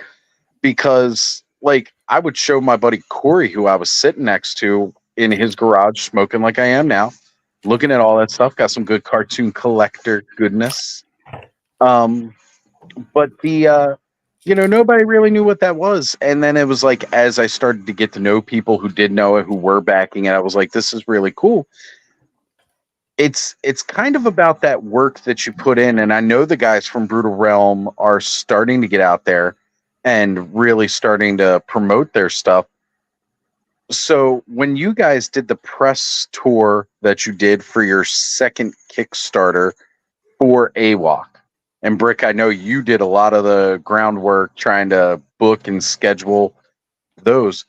You guys did the best possible, like you guys went on a full-on marketing blitz campaign to make that happen, which was 100% the right move, because you guys were the ones that like had to push the project. There were some not misconceptions, but misgivings about, well, why do we have to do a second Kickstarter for this line? That you had to tackle those questions first. Why do we need? And fortunately, Jason has this idea. He has this image. He's got this story, this world built out. So he kind of knows what direction he wants to go with it. And it's easier for him to be like, we want to bring these things out. This is what we have planned, but I need your guys' help to make it happen. Are you down for this journey with me? Yeah. And it was great. I don't see that from enough of these other Kickstarters where they're willing to go the route that you guys did. Now, mind you, might be a little bit easier for you because some of these guys on Kickstarters are not YouTubers. Whereas Jason has two of the most amazing, channels already kind of like me and Adam. Are there two amazing? I'm talking about you and Adam. Thank you. As you should know. Like you guys who, again, have built up all of these networks within the toy community of YouTube, were able to get out there and really promote this stuff and help drive that. Because go ahead, I'll let you finish. Yeah, just I think that's needed to help get people excited about this. And it's important that, if we like something, we do mention it, which again, Ed, you and Travis doing your Toy Elite on Tuesday and bringing attention to a lot of these. Brick, you with the news, getting the word out there. It's important and it's required. If, like these guys doing these Kickstarters need to think in the eyes of, all right, where is our market? Who are these people? Where can we go? Right now, I'm not saying everybody with a Kickstarter needs to start jumping on press tours across our channels, but in the modern day of marketing, that's where it's at. Totally. And I thank you for naming all that. You're like, I appreciate all that. And Brutal Realm, like they've done a great job. They knew, and our channels are tiny. That was the thing. It was like, so they're going to both small and big. They had some real big, huge, like they started with Toy Migos. They were like on Wade's, on Parallel Universe. They were, I think they were on Toying Around as well. They were on GDL. They've been around and done like, so they have done it.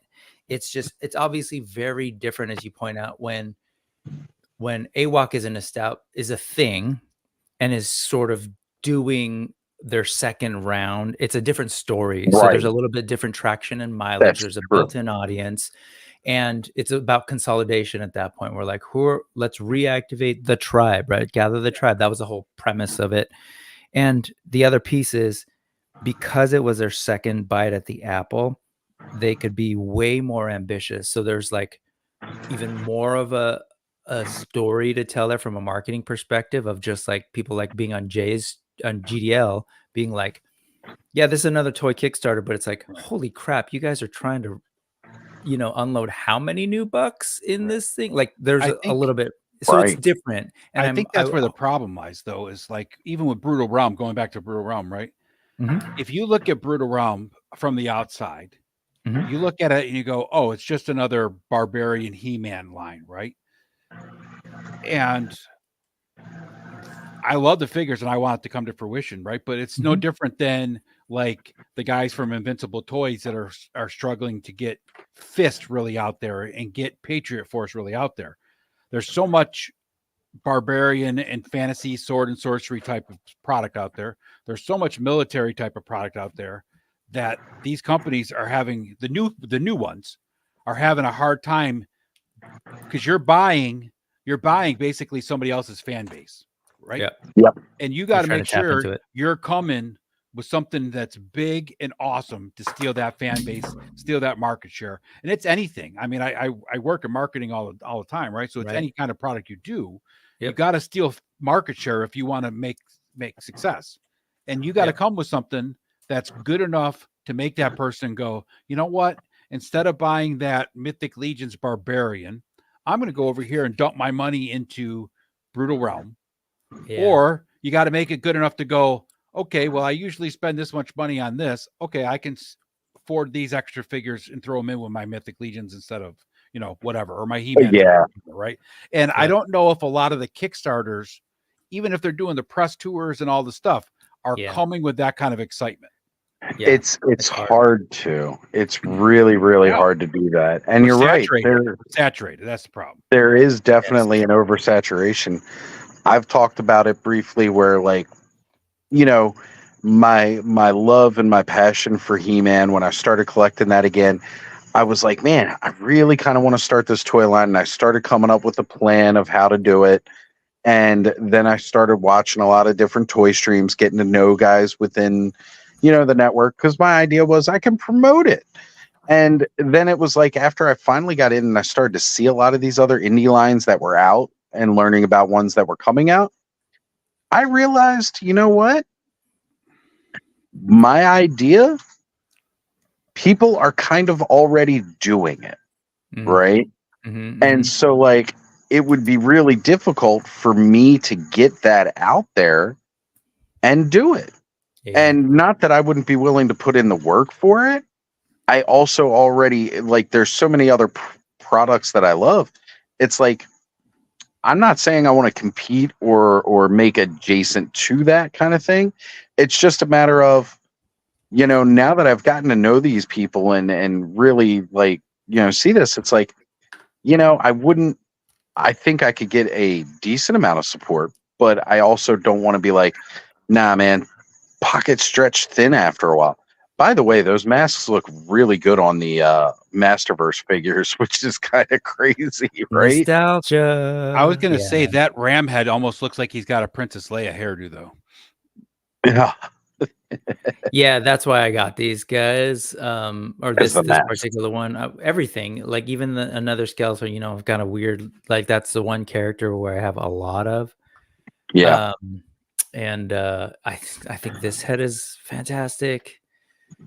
It's been a while since I've gone to the back to the Origins thing just to get parts. So Well, yeah, because that is another thing that Mattel did right, making the parts, even though they're different scales, how the parts are still swappable, right? Like not everything is like a 1-to-1. We can swap this to that, but they made the heads so that they don't look goofy putting a master, you know, a regular Origins head on a Masterverse body. Like it makes sense. Yeah. Right. I think Joe brings up a good point with the toy lines too, right? Having that community that you actually invest in, like the Four Horsemen have. Yep. I think that's a thing that you really got to do. And I think part of the problem is when you get into things like the Valaverse, the G.I. Joe fan base, the He-Man fan base, is that even that fan base amongst itself is very divided. Whereas the Mythic Legions fan base is pretty well solid Mythic Legions fan base, right? You don't hear a lot of, yes, you have your factions where people like the dwarves or people like the skeletons or the knights, but they still like the line overall. You have G.I. Joe fans that are like, give me nothing but a perfectly copied retro figure. And then other ones going, well, give me something new. Then you have Valaverse doing the same thing, right? Well, these are all the same bucks. I want something different. I want something new. I want this, right? Or I want more sci-fi, less military. And even in those fan bases amongst themselves, they're divided. Whereas a lot of the independent lines like Mythic have a pretty solid fan base, even if they have factions that work. Yeah. Yeah. Well, that's my whole. Go for it, Aaron. Well, and the other thing is that they don't have all of those other lines. Don't have that nostalgia factor, so they don't have that long-term relationship. Yeah, exactly. That these other IPs do, and I think that creates some of that dissonance when it doesn't match what they in their head canon, whatever it should be. Yeah, when it doesn't match that dissonance is what makes them vocal. Yeah, they did this. They had the same problem when they released the Master of the Universe cartoons, right? There was all those people that hated the cartoon because they, went a different direction with it. You know what, though? Like, I'm glad they did. I'm glad they put it out there. I'm glad they took the chance because now I got to see, even though I want more of it and it may not be coming. And Brick, I know you appreciated it as well. That new one, the one that I didn't think I was going to like at all. The fully CG Masters of the Universe. Yeah. And how much I fell in love with that. I'm glad that they took a chance. I'm glad that they redid the whole thing again to definitely appeal to kids. But the fact that not only was it able to appeal to kids or try that, but to capture somebody, again, like myself, who grew up with Filmation, enjoyed seeing the 2000X version of it, got to see this totally re-envisioned catering to a modern day audience version of that cartoon and still was able to really enjoy it. And it had a more sci-fi edge to it. It did. It really did. It was more sci-fi edge than it should have been, but it works. And it works, and as an attorney is the perfect place for that too. Like I absolutely love that, and I'm sad we're not going to get more of it because I feel like if they could have promoted that more, that would have been the way to go to really continue and get new kids involved, or new audiences, a younger generation involved. And I get it. They were getting a lot of hate at the time. They got to kind of cut their losses where they are. So they were like, yeah, we're going to stop. We're not going to and the other thing is that full, I can watch it all in one sitting versus gotten to wait versus each I and gotta every wait a day. week and get spoon fed with it, for 26 even weeks. even with Masters of the Universe, like that wasn't even a weekly thing. That was a daily thing. When they released that, it was a daily released cartoon of new episodes when it first came out. And then it was replayed a billion times over. I mean, in obviously, syndication. this whole room knows that, like, it's that. It's also like there were very little options for us back in the days. So most kids are like, well, I'm out of school, or if you were able to go home, or you're a latchkey kid. Yeah. You're like, what else am I going to do? And we're all watching the same thing, and then can go to school the next day and talk about it. Talk with And their so friends. it was, Well, that's another you thing, had right? the You focus had and the attention. yeah, you had the focus time frame, right? After school was Right. always a cartoon hour or two. Right. Saturday mornings was a focus cartoon time, right? For kids. And That's you what had did. just a few options. So Right. a huge mass of people are going to talk about Masters. Now I can imagine like being a kid. It's like, well, I'm into anime. Oh, well, I'm into Fortnite. Well, I'm into this. And like, they're just not speaking the same language. There's also That's that different. there's that deluge of media that we have now Yeah. relative to then. And Media consumption is so different. To attach onto something, it has to be unique and special, right? Yep. Yeah. It has to call to us as an individual. And I think with this mass push, because I can sit there and I can look at my queue, whatever app I'm in, and I'm looking at 4,000 options, and I have this analysis paralysis moment where I'm like, I don't know what the hell I want to watch. Now, I can't imagine growing up that way, where that's all it is. You just have this deluge of stuff that comes in, and you don't know what you don't know what you're going to watch. But we all, a lot of us gravitate to those same tried and true kind of things. But there's more genre stuff, and I will say that switch is different. God, you can probably attest to this too, Aaron and Oz, because you guys, well, even Brick, because we all have sons, right? That are at different age ranges. But Luke went from one thing to the next. I mean, Lego was always a constant, right? But it was Lego Star Wars, then Lego Indiana Jones, then Lego Batman, then Lego back to Lego Star Wars. There was so much stuff coming in as a kid for him that focusing on one thing was not an easy thing to do, right? Like I gravitated towards stuff that was based in adventure, Indiana Jones, some G.I. Joe, things like that. Whereas, Luke, it was one day it was sci-fi, the next day it was military, next thing you know, it was, adventuring and then fantasy, and it was like, all the time he was changing channels, and then we wonder why the kids all have ADHD. Yeah. Well, and part of that is because they found out so many of us had ADHD that they were like, okay, this is how we have to spam them. And with Connor, it's like his constant is video games, and I don't know, because again, he was so very, very young when I was working at GameStop, and I was like more into gaming than I am now. But his sister, who is a couple years older than him, she's 5 years older than he is. She was old enough to watch me into my gaming days and get into gaming with me. I don't know how much that influenced it. I know a lot of kids are into the gaming these days. But the Fortnite definitely is like his big thing. And through Fortnite, he has found other stuff that he liked, which is great. I actually enjoy the fact that he got turned on to Dragon Ball, not because he walked in on Dad watching it and geeking out, but because it was a crossover event that they did with Fortnite where they had Goku and they had Vegeta.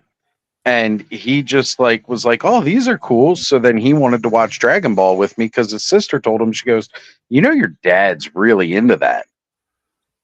So now there's this other thing that Connor and I can bond that I did not initiate at all that he did with me. And he still likes Ninja Turtles. He really enjoys Ghostbusters and stuff. And, so we have a lot of those commonalities that I'm glad he found on his own without me having to influence. Because although he has enjoyed He-Man, he enjoyed getting all of his He-Man toys, he doesn't come over as often and say, hey, let's watch He-Man. He does come over and want to play He-Man with his dad, which is always great. But, I don't know how much of that translates when he goes home how much he's playing that versus how much he's just playing Fortnite. Yeah. Well, I mean, my oldest, he's video games, but he's also, anime. So he's big into Dragon Ball. And of course that was my early 20s. Right. So, I mean, it's interesting to kind of see how that even today it still holds up as an anime in and of itself. But we went to Vintage Stock Thursday night, and he bought a book that says how it was a Dragon Ball book that was I got reincarnated as Yamcha. So it's an out of canon story, but he wanted it. Okay. I'm just like, okay, that's what you want. I mean, I'll get it. No big deal. Hey, anytime a kid wants a book, you buy it right nowadays. Yeah. Well, I ain't got to be mad at it. Yeah. So, and Connor, because he liked Dragon Ball, and then Avatar: The Last Airbender, the cartoon, like he got turned on to that because they did a Fortnite event, and he really enjoyed that. Now that itself is not anime in the traditional sense, but it's heavily anime influenced. He would probably like the Dragon Prince. I am interested to see if I can get him to try out some of these other ones. It's the same ones that did Avatar, so that's and why Dragon Prince. I didn't think I would like it, and then I started watching it, and then I liked it. So man, I was hesitant. It's great. Can we just wax? Just that thing is gorgeous. Dragon. You want to talk about Dragon Prince? Because honestly, I didn't know anybody else that actually enjoyed it except for one friend that I have. So now I'm glad that I have found two more at least.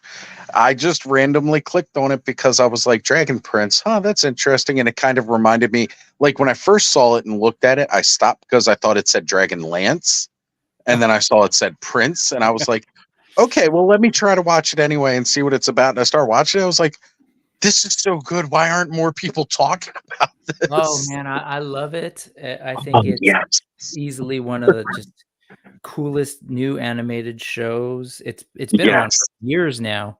Where it's gone story-wise, I don't know if you're caught up to the current, but it's not the most current season yet.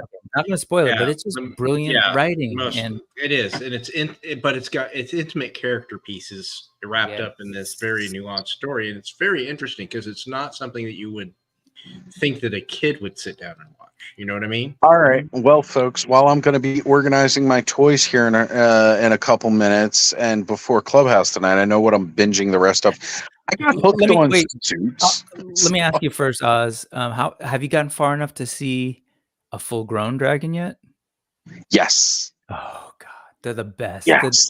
And yes, it's a mix. It's a weird thing. I know a lot of people that I've tried to turn on to it get really thrown off by the sort of mix of CG with the 2D style. But man, I think they do it really well. Flying. Oh, so good. I thought they did a really good job with that. Man, I was impressed. Because normally I'm not a big fan of that mix because it'll either be executed extremely well or it gets it kind of reminds me, and I just had this memory unlocked of way back when the Iron Man cartoon was on in the 90s, and they tried to splice in those CGI moments when he would put on the suits. Are you talking and about then after a while, Fox one or? Yeah, the 90s Fox the one. 90s, yeah. And they did one or two episodes where they did a CGI animation of him getting into the suit, and then they just stopped that and did a fully drawn one in the intro of the show because they were yeah, this looks terrible. But good go. Sorry, I was just going to ask you because when you mentioned that, here's one that I never hear people talk about. Do you remember the CG Iron Man where he's a kid, where he's Armored Adventures? Yeah. Oh my with God, that sick Mandarin in there. Yeah. I didn't think I was gonna like that at all, and then I started watching it because that was around the time Marissa, Connor's sister, she was getting into Iron Man. So I was like, well, let's watch this new Iron Man because it's gonna be the Iron Man that she gets into. And I'm like, Iron Man was never a kid. Wait, what did you call it? Iron Man's cool as a kid. Armored Adventures is the name of it. Yeah, that's the one where they're all teenagers. Him, him, Pepper, Rhodey, and the Mandarin. That one, that was fun. Like, I didn't think I was going to enjoy that at all, and I was like, actually, this is kind of fun. It's again a whole different take on it. And Iron Man's one of those, like, anytime we see a new Spider-Man cartoon, it's always kid Spider-Man, right? Mm-hmm. Like, the one that was on MTV was kind of that was the more adult college Iron Man, but that wasn't necessarily marketed towards the kids. Yeah. They knew they were going for a teenage market, so they gave us a little bit older Spider-Man. Mind you, Spider-Man was never a kid. He was always a high schooler, teenager. But the way they draw him sometimes, he's just so goofy and kid-like and teen-like. Iron Man never had that because Tony Stark was always an adult billionaire. And they were like, all right, so we're going to turn Tony into a orphan teenager with a trust fund. Like, because he's still got his money, but like it's all overseen by Obadiah Stane, again, because they're calling back to that first movie and how can we get this to relate to kids? They did such a cool job with it. It was great. I wonder if they had kept going and done more seasons, if we'd see teenage Tony Stark being introduced to alcohol. But anyways. It goes to a frat party. Like, I like here's how Tony becomes an alcoholic. Demon in a bottle might be a little difficult to translate to a teenage. I mean, that's right. They did that, didn't they? They did the Demon in a Bottle arc. You know what, though? They did Demon in the Bottle arc without the Demon in the Bottle in the movies, which I didn't think could be done, but they did a damn good job of translating it to PTSD. Yeah. With Iron Man, even though a lot of people didn't care for Iron Man 3, I think they did a really good job of being like, all right, we need to address the Demon in the Bottle story, but we're not going to do it with alcohol.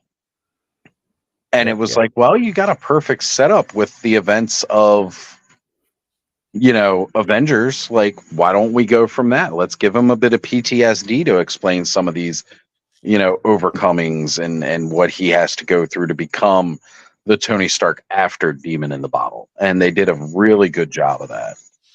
So folks have homework. The Iron Man Armored Adventures is definitely fun, but I wouldn't start there. I definitely agree. Dragon Prince is it is gorgeous, especially after season 1. There was somebody on the Geek Dad Life Discord that I think had worked on it or was in the studio. And so when I had brought it up there, because I was like, no one's talking about this. Have you seen this was like years ago when it started. Is anybody watching Dragon Prince? And wish I'd seen those conversations because I would have jumped in on them.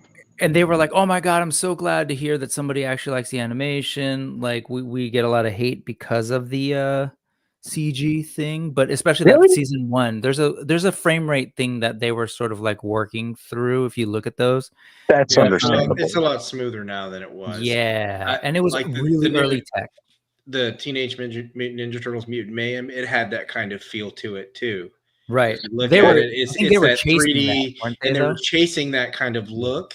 Yeah. And it does, if it stutters a little bit, it creates some things in our head where it's like, this looks like garbage kind of thing. And then if you look at the new series that they just put out, it's trying to do kind of the inverse of that, where it's more hand drawn with, you got the 3D turns and stuff like that. So it's very much like Dragon Prince season 1, and you can see they're still trying to tweak that frame rate, and it's not quite 100% there. Well, John was just bringing up too in the chat about that new series for those. I have not watched that. What is that streaming on? The new Teenage Mutant Ninja Turtles? Paramount Plus. That's what I thought. I canceled Paramount Plus at this point. Damn, I have to re-up it. It's not bad. It's a lot like the movie. The movie was good, but I do think that animation style can be a bit jarring at times. I always am willing to $5 a month. It was at least through Amazon last time I had it. When the computer thing was going on, I canceled any unnecessary subscription I had, and I hadn't re-upped all of them yet, because I'm also kind of like, yeah, money's really tight with a lot of these cool toys coming out, and I can save a couple bucks by not re-upping that. Mm-hmm. Yeah, I wish I could just whatever. I'm gonna keep saying Dragon Prince, and Dragon Prince Mystery of Erebos, which is the sort of sequel. But yeah, it's really solid fantasy done in a this really just it's a cool world still following young people. Like it's very Avatar in that way. You're following the young kids through an adventure, so it's great for young people. Very YA. But unlike House of Dragons, the young prince is actually not coddled and spoiled and cares about his people. It's a very different.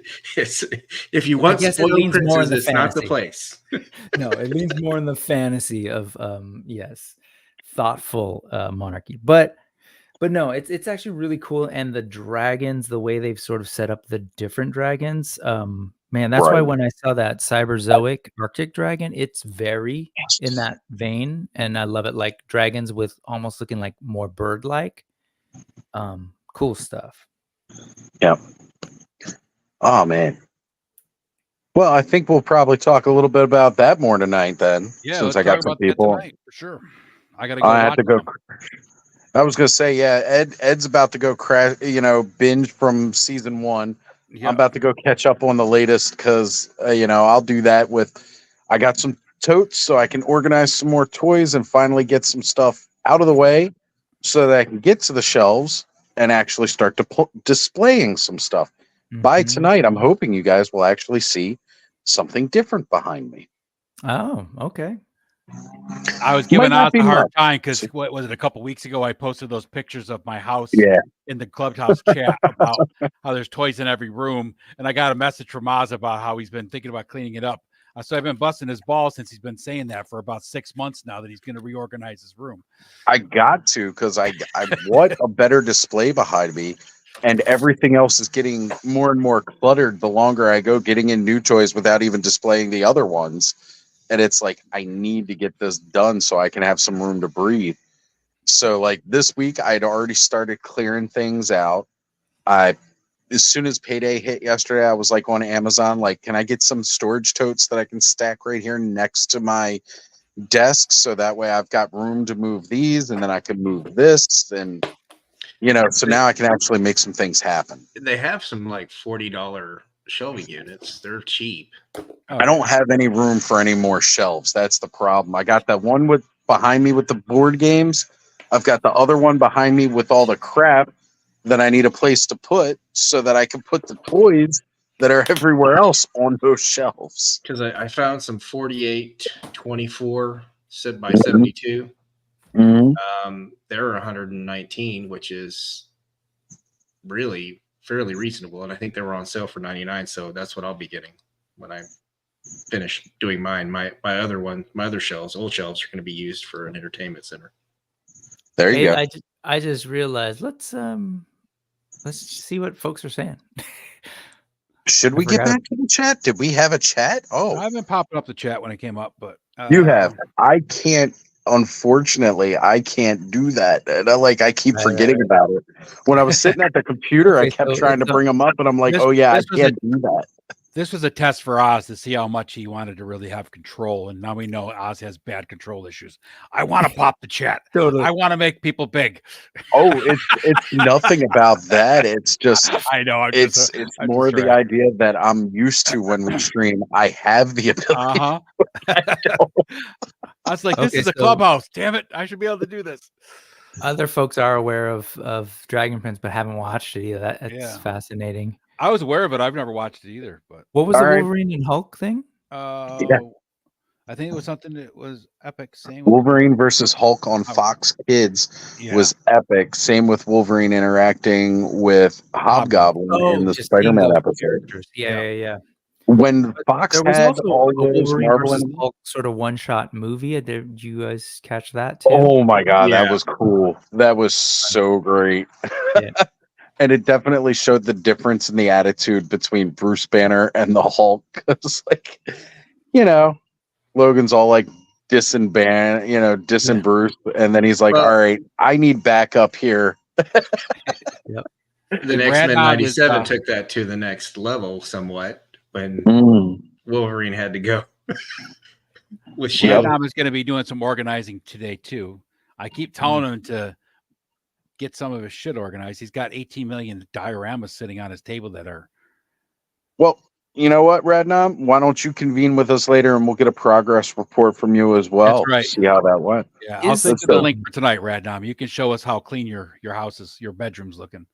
His thumbnail was like, that was one of the earliest things that I'd seen of his, and I loved that stuff. It was very there was like a Zelda thing going on, and remember there was one that sort of fit into a what do they call those things, detolfs, that looked really cool. Oh, anyway. That reminds me, I need to ask Radnom if he could make something for me. Yeah, my house is a disaster because I keep taking pictures out to do videos and pictures, and I got 18 dioramas sitting around, and I gave up. I just walk around them now. It's easier. So we've all got a little bit of homework to do for tonight's episode, which always makes it exciting. I don't know. I kind of like these Clubhouse cafes, us getting together early and enjoying our mornings together.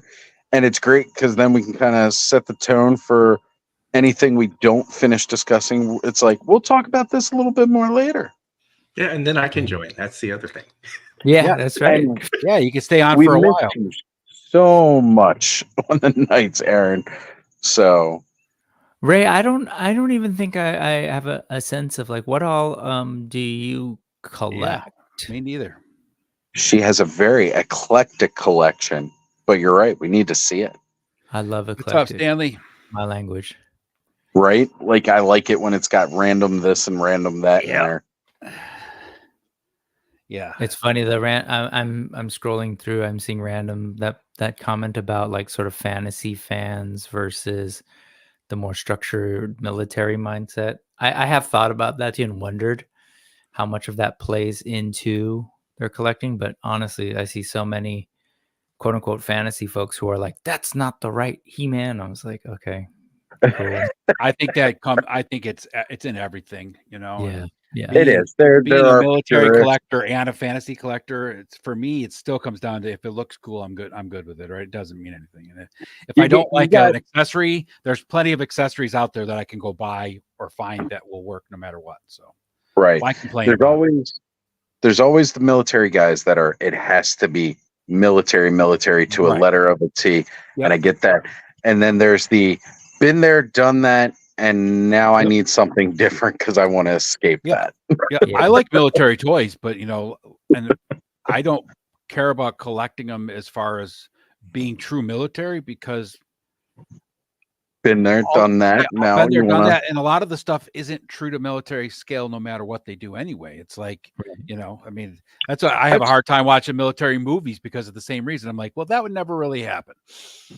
Well, it's one of those reasons. Like I commended both the K-bar, the essential marine hardware, like that knife, so iconic, and there is a certain style to it in the way that it looks, and then it's you see it translated to toys, and most of the time it's like that doesn't look like that. It doesn't look like that. And so when Delta 17 did theirs in a 1/18 scale, and I was looking at their K-bar, and I'm like, that's it. Like that's it. That's for a 1/18 scale. That's it. And I've yet to see it properly done, in my opinion. A lot of times they take the K-bar and turn it into Rambo's knife, and they always call it the K-bar. Yeah, they call it a K-bar, and that's not what it is. So, you know, I'm not talking about Rambo's machete knife. I'm talking about the knife that no, his like Rambo First Blood. Yeah, Rambo First Blood knife. That's not a K-bar. That's just a survival knife. Mm-hmm. So, well, we'll pick up. I got a jet. Yeah, I got to get going myself. But we got what time we start in Clubhouse tonight? 9:45. 9:45, 10. Anywhere between 9:30 and 10, depending on when I get the thumbnail done and Oz is gone. Perfect timing. Yeah. So what time? I might not join on in tonight, but what's for the folks? What time does that start? I believe we're starting between 9:30 and 10 o'clock is what he was trying to say. But yeah, we'll be on. There he is. Hold on. We'll let him finish. I hit one wrong button doing the mobile thing, and I'm out of the stream like a crap. We thought you were pulling your leave early, like you're trying to end the stream, like you did sometimes, but like it doesn't work. It's my stream. Yeah, I can't do that on this one. No, I actually hit a back button when I should have hit the little X in the upper corner. Yeah, just normal phone navigation versus StreamYard navigation. Yeah, Ray, you need to get us some pictures of your collection because we're all interested now. Hey, the Daddy Goldblum Mattel Creations figure is a great one. Just putting that out there. You are welcome, Joe. Thanks for joining in. Hey, thanks brother, everybody for joining in. We're going to be back tonight at 9:45ish, and if we're late, that's just the way we roll. If we're early, that's just how we roll. Yep. And be prepared. They might be talking about a cartoon that you're not familiar with, but listen because Dragon Prince is solid. Yes. It's a great fantasy show. Yeah. Smart one. It's a smart one. Rick and Aaron, thanks for joining us, coming on, hanging out. Jeff, if you're still out there, thank you for popping in and hanging out with us, brothers. Always good to see you. Yeah, that was right. Oz, we'll be rocking and rolling tonight. And you know it. As soon as you get the thumbnail up, we'll start spreading it around. So yes, sir. That'll be within the next couple of minutes. Other than that, everybody enjoy your Saturday, and we will catch you all later on this evening. Yep.